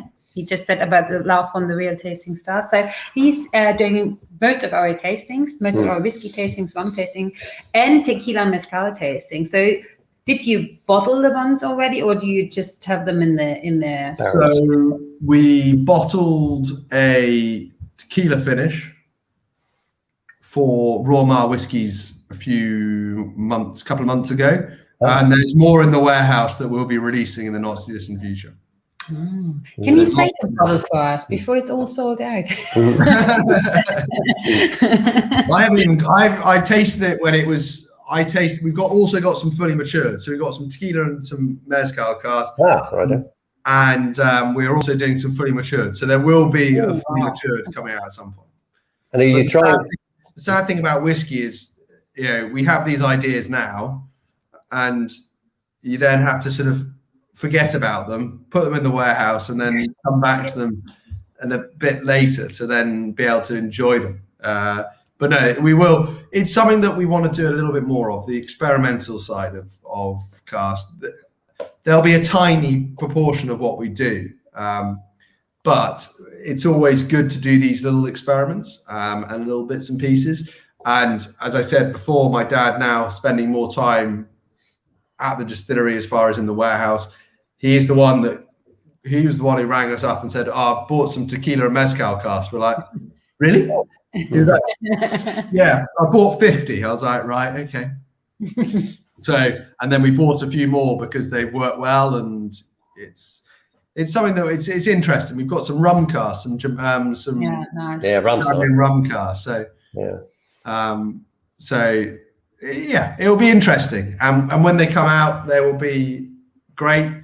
No, Chris, don't worry. There are finishes that we're releasing at the moment, a single cask, and then there will be fully matured, but those won't be coming out for a few more years. I think we filled the fully matured only middle of last year, so they need a few more years to see how they develop and react. That's why we're saying now save as a bottle, because it will be all saved anyway. And got plenty of time. Heavily charred, you doing that direction as well? It seems to be in at the moment. Gets those nice toffee caramel taste in a whiskey. I mean, we did the STR, so the shaved toasted and recharred. And that worked very well with the ex-red wine cask. That worked very well. So we're not doing any of those at the moment because we're concentrating on the ones that we have got, and it's sort of, we have to remember that things like the Machir Bay and Sanaig, we need to make sure we're filling enough to be able to do those bottlings at the same time. So no, we will play a bit more, and we've got plans to increase production again this year to go up by another sort of 150,000 litres by putting in some more washbacks.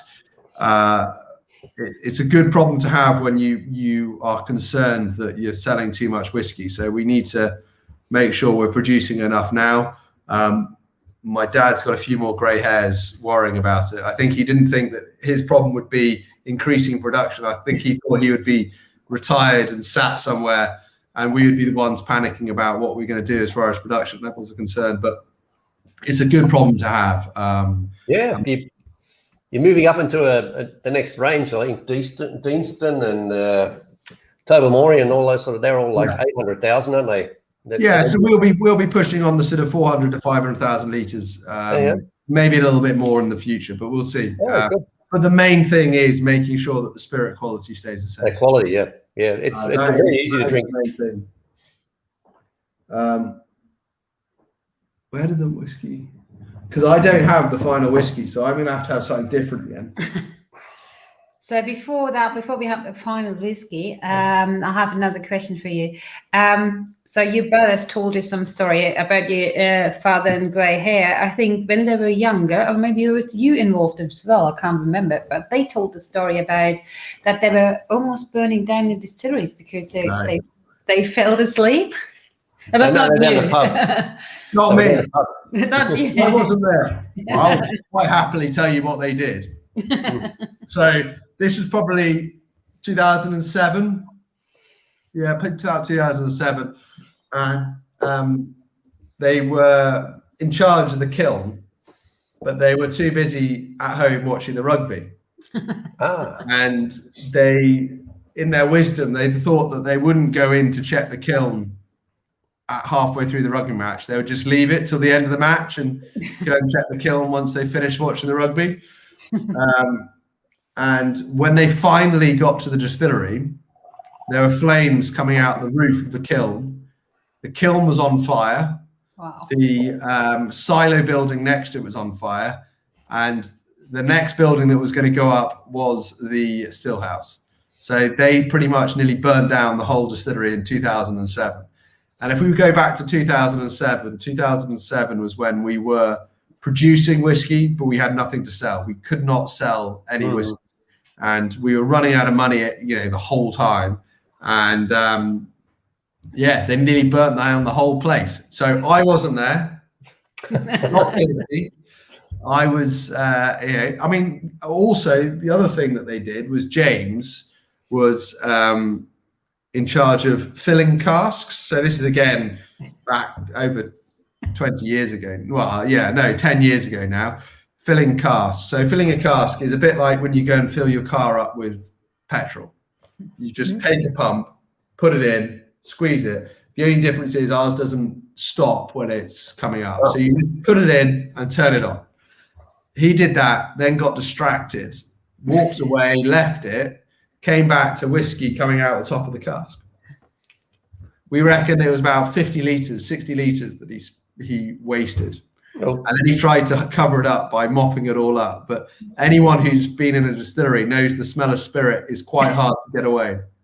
But no, I mean, when we first started being involved in the distillery, our first job was to paint the whole distillery, help put up the mezzanine floor in the still house.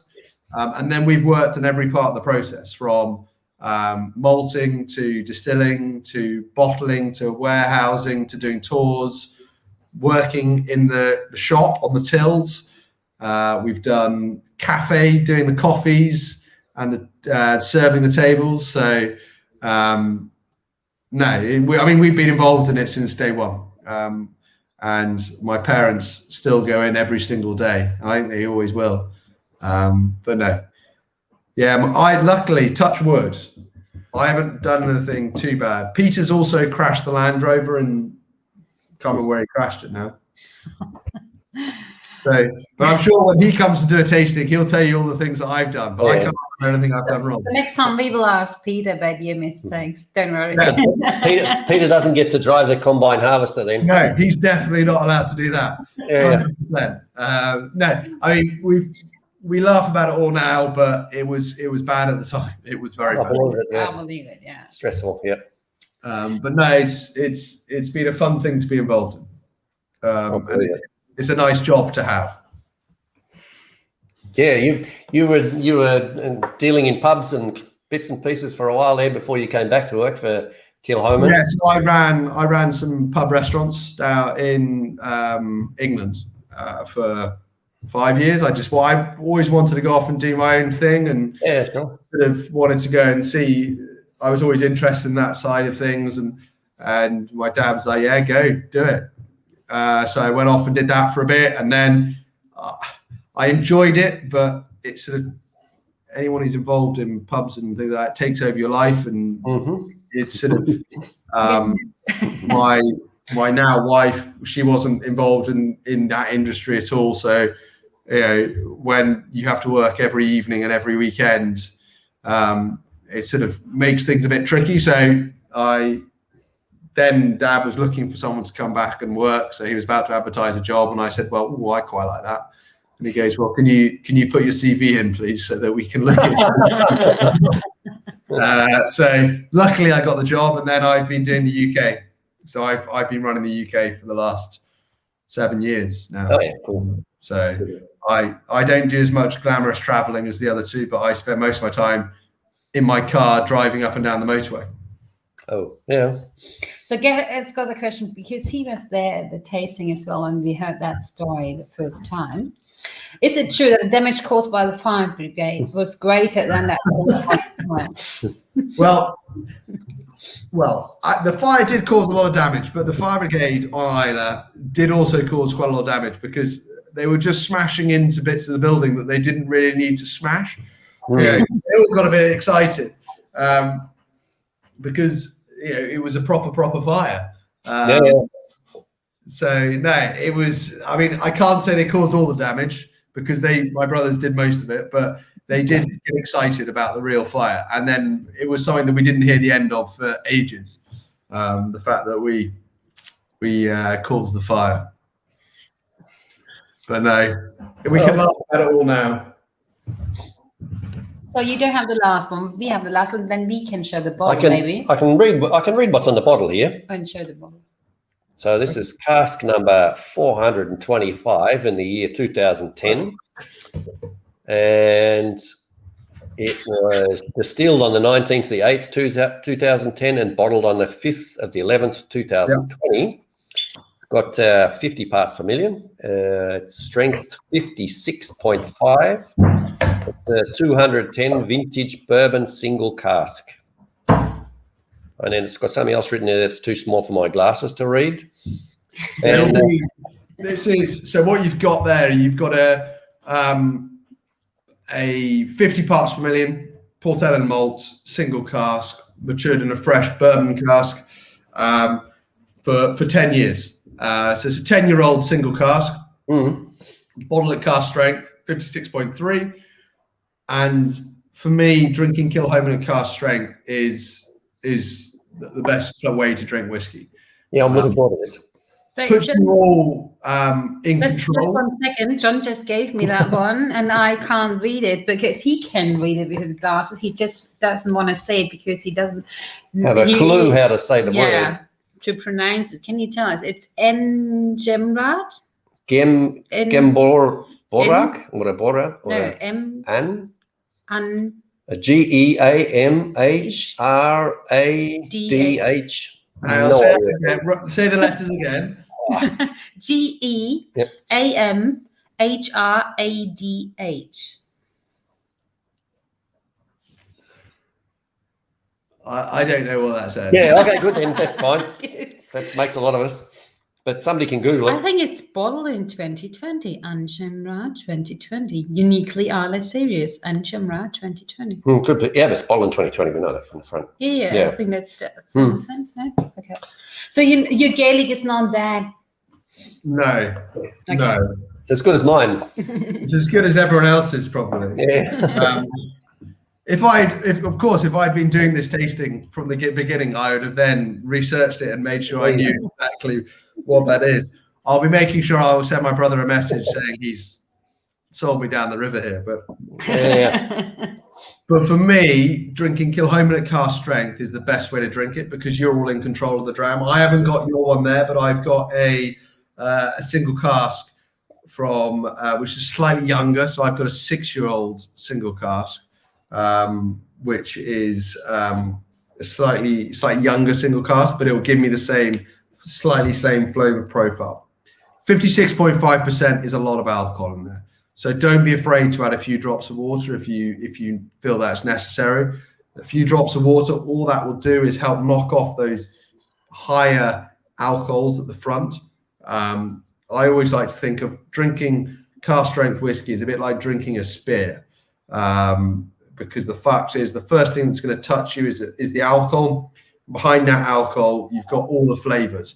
If you can't get past the alcohol to enjoy the whiskey, just add a few drops of water to open it up, and you're not going to ruin it. You're just going to hopefully enjoy the dram a little bit more.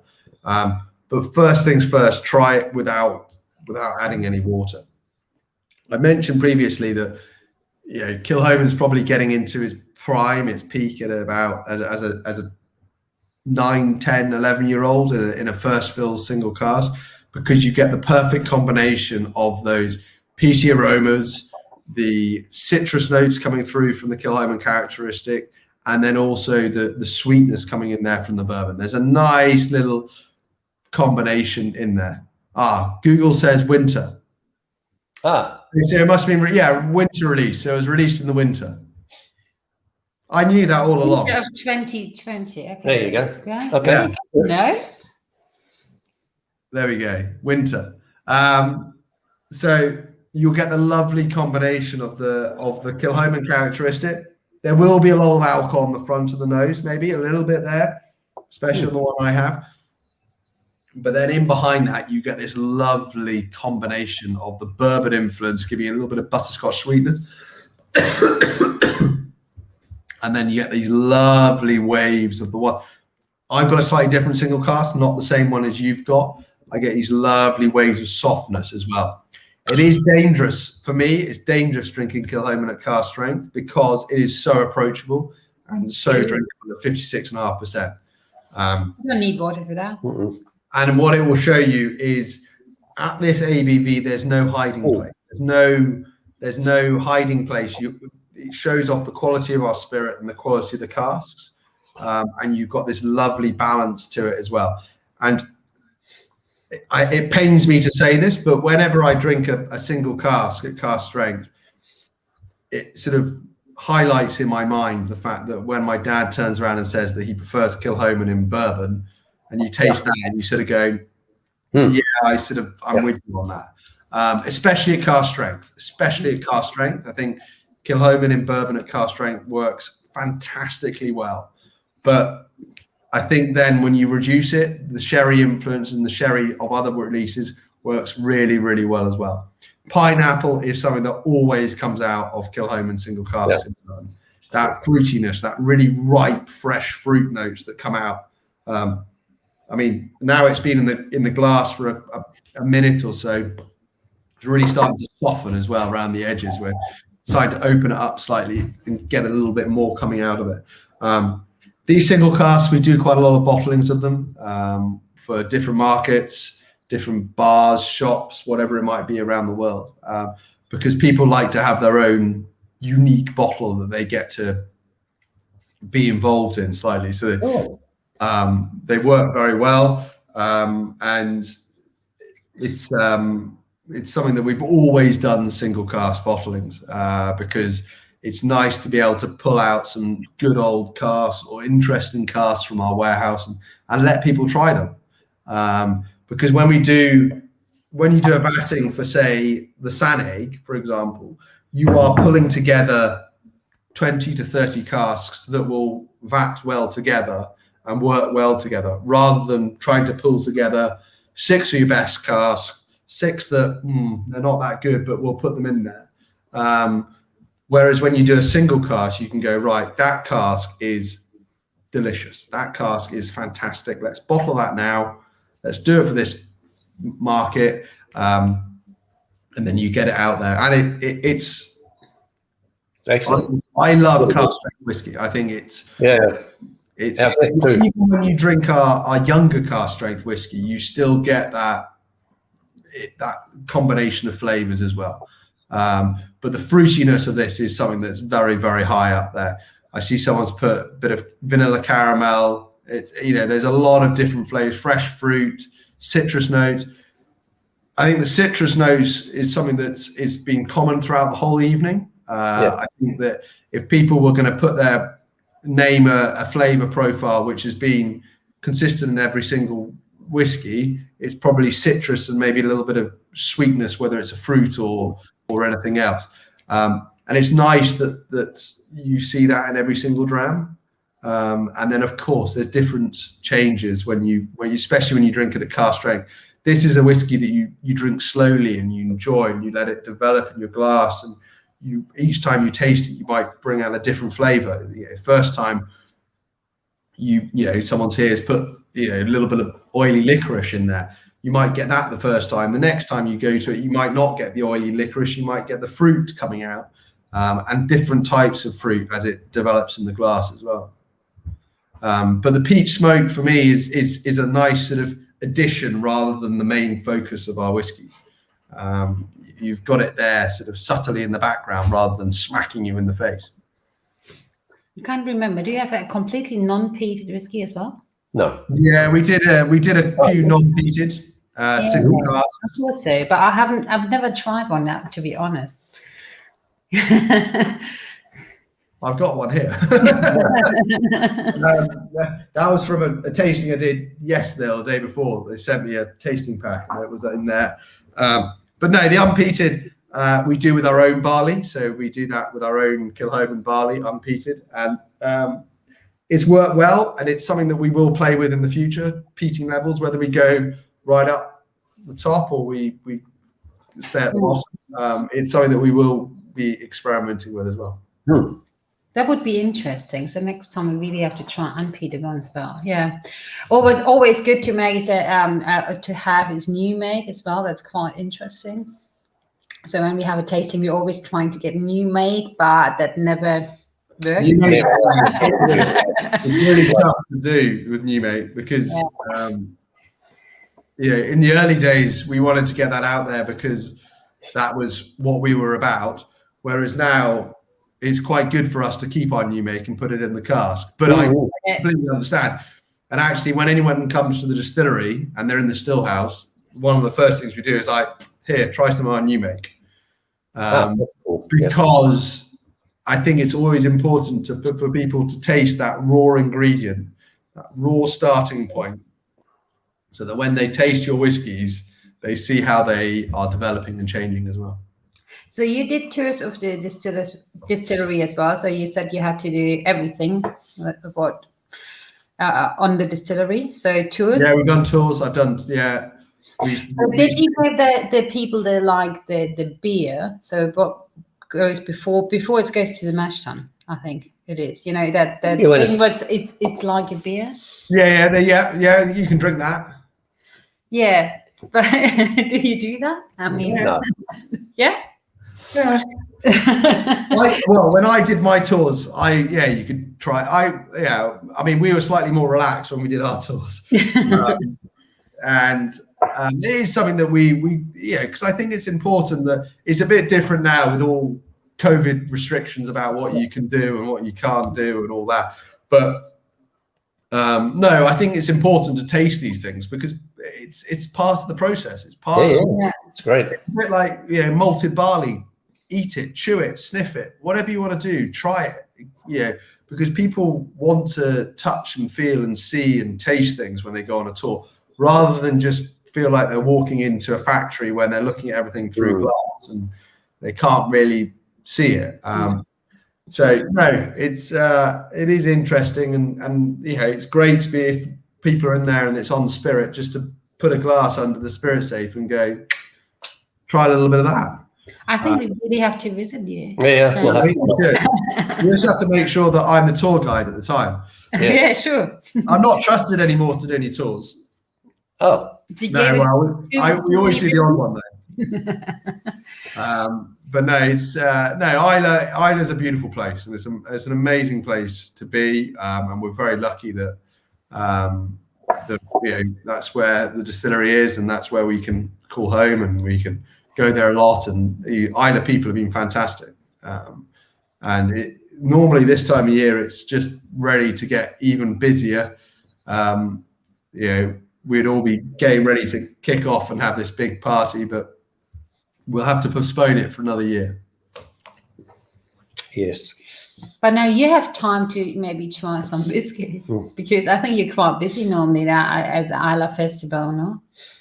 Yeah, no, we're normally very busy. So we'll still be busy doing all our live tastings and interviews and what have you, but we will definitely be having a couple of drams, and I will be trying some casks in the warehouse because of I'm not actually on Islay at the moment, and because I live down in England because of doing a lot of traveling at the moment. So I haven't been to Islay for I was at home. We got up to Islay at the end of the summer. Was the last time I was on Islay. Oh, wow. Oh wow, it's quite It's a long time, and this is Peter and James's first trip back to Islay for a while as well. So no, it'll be nice to get back there. There's been a lot of change, and it's been very strange how we you know, because normally we're there. I'm probably back on Islay once a month for a week. So yeah, it's been strange not to be able to go over there. That's true. Have you ever been? No. But we'll have to. Well, we have to, really have to. So we were planning to, and then we didn't have time. So we opened up the third and the fourth business like 6.5 years ago. And then we didn't have any time. Then we always wanted to go. And then, yeah, COVID hit. So we couldn't.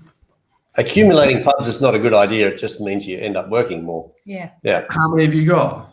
Well, we got 3 pubs in the cocktail bar. Yeah. Yeah. Yeah. I know what that feels like. Well, I don't know, but yeah. Yeah, but we are standing behind. Most of the people that are watching now, they know us, and they know us from the tastings in the pubs, and I would say 90% of them. Yes. And we have a couple of new ones, and we're really, really grateful. And they're from all over Germany. I'm watching at the moment. But yeah, so we are normally there like 5 days a week or something. So At least, yeah. We're hopping from one bar to the others, from one pub to the others, and yeah. Yeah, people don't realise how much work you have to do before they During open. the day. Before they open. Oh, Yeah. That's. Oh yeah, no, I understand. Yeah. Don't worry. You have my full sympathy. Question there about the pineapple. Yes. So the pineapple aroma is something which shines in our spirit. So that will come through from the stills. The stills will play a key part in that, and also where we cut in the spirit run, where we cut nice and high in the spirit run. That will mean that we get those sweeter, more floral flavors, and that's where that pineapple aroma sits, right at the top of the spirit run. And then it stays with us through the casks and all the way through to bottling, which is nice. That's a good question. So if you're wondering why they're sending us all the numbers on the side, it's normally at the end of the tasting, we're asking them to rank so in the order that we were tasting them, and then they start with the best one. from their favourite to their maybe least favourite. Yeah. Yeah. Oh, you can't say least favorite. I mean, it's always Kilchoman in place number one. It's always Kilchoman first. Exactly. But the single caskers are excellent. That's really. So Chris was the first one, I think. Yeah, Chris. He did a really nice tasting for us as well. He did a whiskey beer taste. Whiskey and beer, and I have that because we didn't say that in the beginning. We completely forgot about that. From this very whiskey and beer tasting, I have the beer, the Keller beer tonight from Orca. Really nice little brewery here, NÜRNBERG, FÜRTH. So, but he said number 5 was his. The 5th, number 5. Number 5, sorry. The 5th, number The 5. 5th, yeah. Was his first choice, I would say. Yeah, number 1. I think it's very difficult. So, and then Rainer is the same, 53214. It's almost the same. Yeah. So, Nick Homan, I don't know now because you got the picture on it. Nicole, which one? Nice to see you. So it's a slightly different. Oh, Chris has number 4. The 4 is excellent. The 4 is really good. That's great. Brian has just said, I've known Kilchoman from the start, a successful past. Congratulations. Yeah, I have to say the same. It's I know Rainer. He's been at our tastings for the last 18 years, I think. So, yeah. Ranking 3, 1, 4, 2. a lot of people like your Genesis. It's very popular. That's good. Ranking, I liked all of them. That's the best answer line taps anyway. It's always good to hear that people enjoyed them all. Yeah, they're really. Oh yeah. It's a big mix, which is good. That means there's nothing between any of them. Yeah, it's great. No, it's really good. It's really interesting. So nice. So thank you again for joining. No, it's actually a pleasure. Thank you very much for having me. I will let my brother know that the tasting was a huge success because I did it. Yeah, of course. As it should. But if there are any questions, yeah, just stay on a little bit longer. I'll just ask our people. So, do you have any questions? We just stay on for a little bit longer, and we're finishing because we do have a little bit more whiskey here. I finished it. I'm a big fan of number 5. Number 5. I really like single casks. You know, that's I really like but the PX Sherry, the new one, that's gonna fly out the window. I don't think you'll have any trouble selling that. No, I think that will be very, very popular. I mean, it's already been. It was popular when we released it on our website, and it's from the people I've spoken to, they are, it's already disappearing very quickly. So. Yeah, it's a great PX because it's not like a big heavy PX. It's well done. It's big. Yeah, the mix is perfect. It's not overbearing.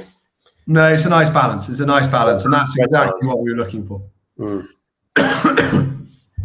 They run out of questions.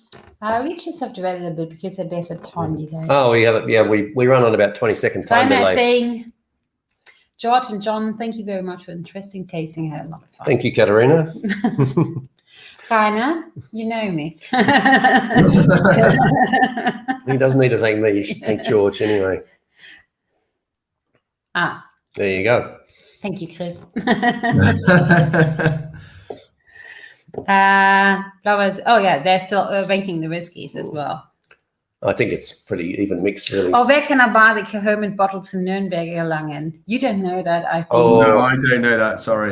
But we know that you can have a couple of bottles with Whisky Baron. And the Whisky Baron, we had that in our other tastings before. It's a small, not so small whiskey place anymore. Yeah, he's got the what has he got there? The really dark ones. No, Longmorn. He's got the 2020 Longmorn, or is it 2021, the new one? But I'm not even sure if that. And then there's a brand new one on the market as well. He was telling me about the other day. So sometimes he has the very special bottlings, and if he doesn't have it, we have the other guy, Gradel's Whiskey Fessler. Yeah, I think he has some more bottles of Kilchoman. Well, he organised the last tasting with Kilchoman. Yeah. In 2015 in Ramadan in the Ramadan Hotel. in Nürnberg. Yeah. And yeah, the rest we got online.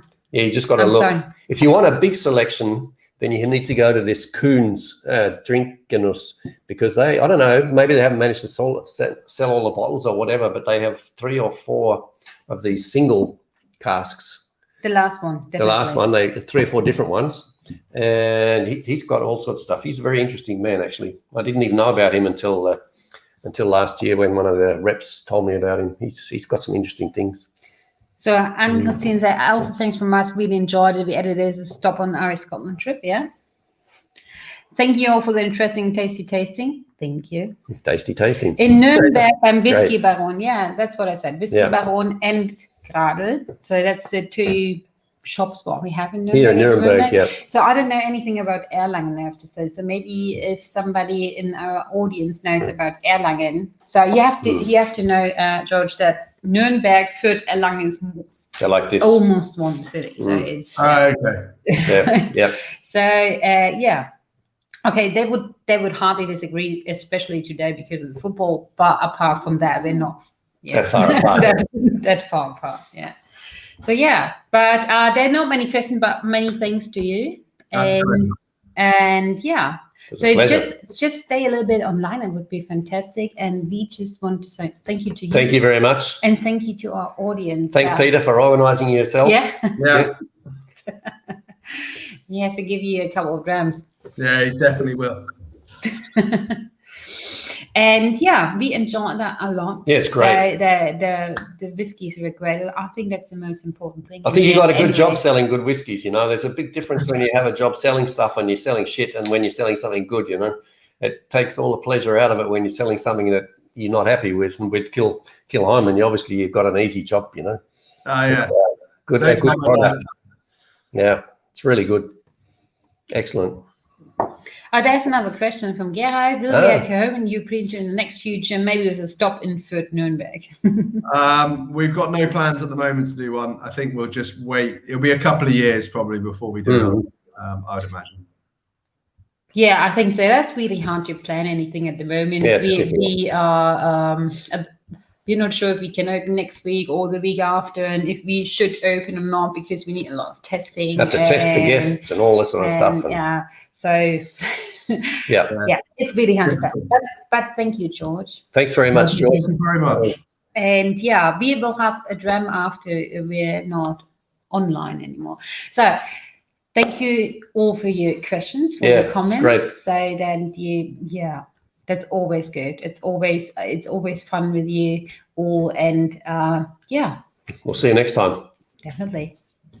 See you. See you later. Cheers, George. Bye.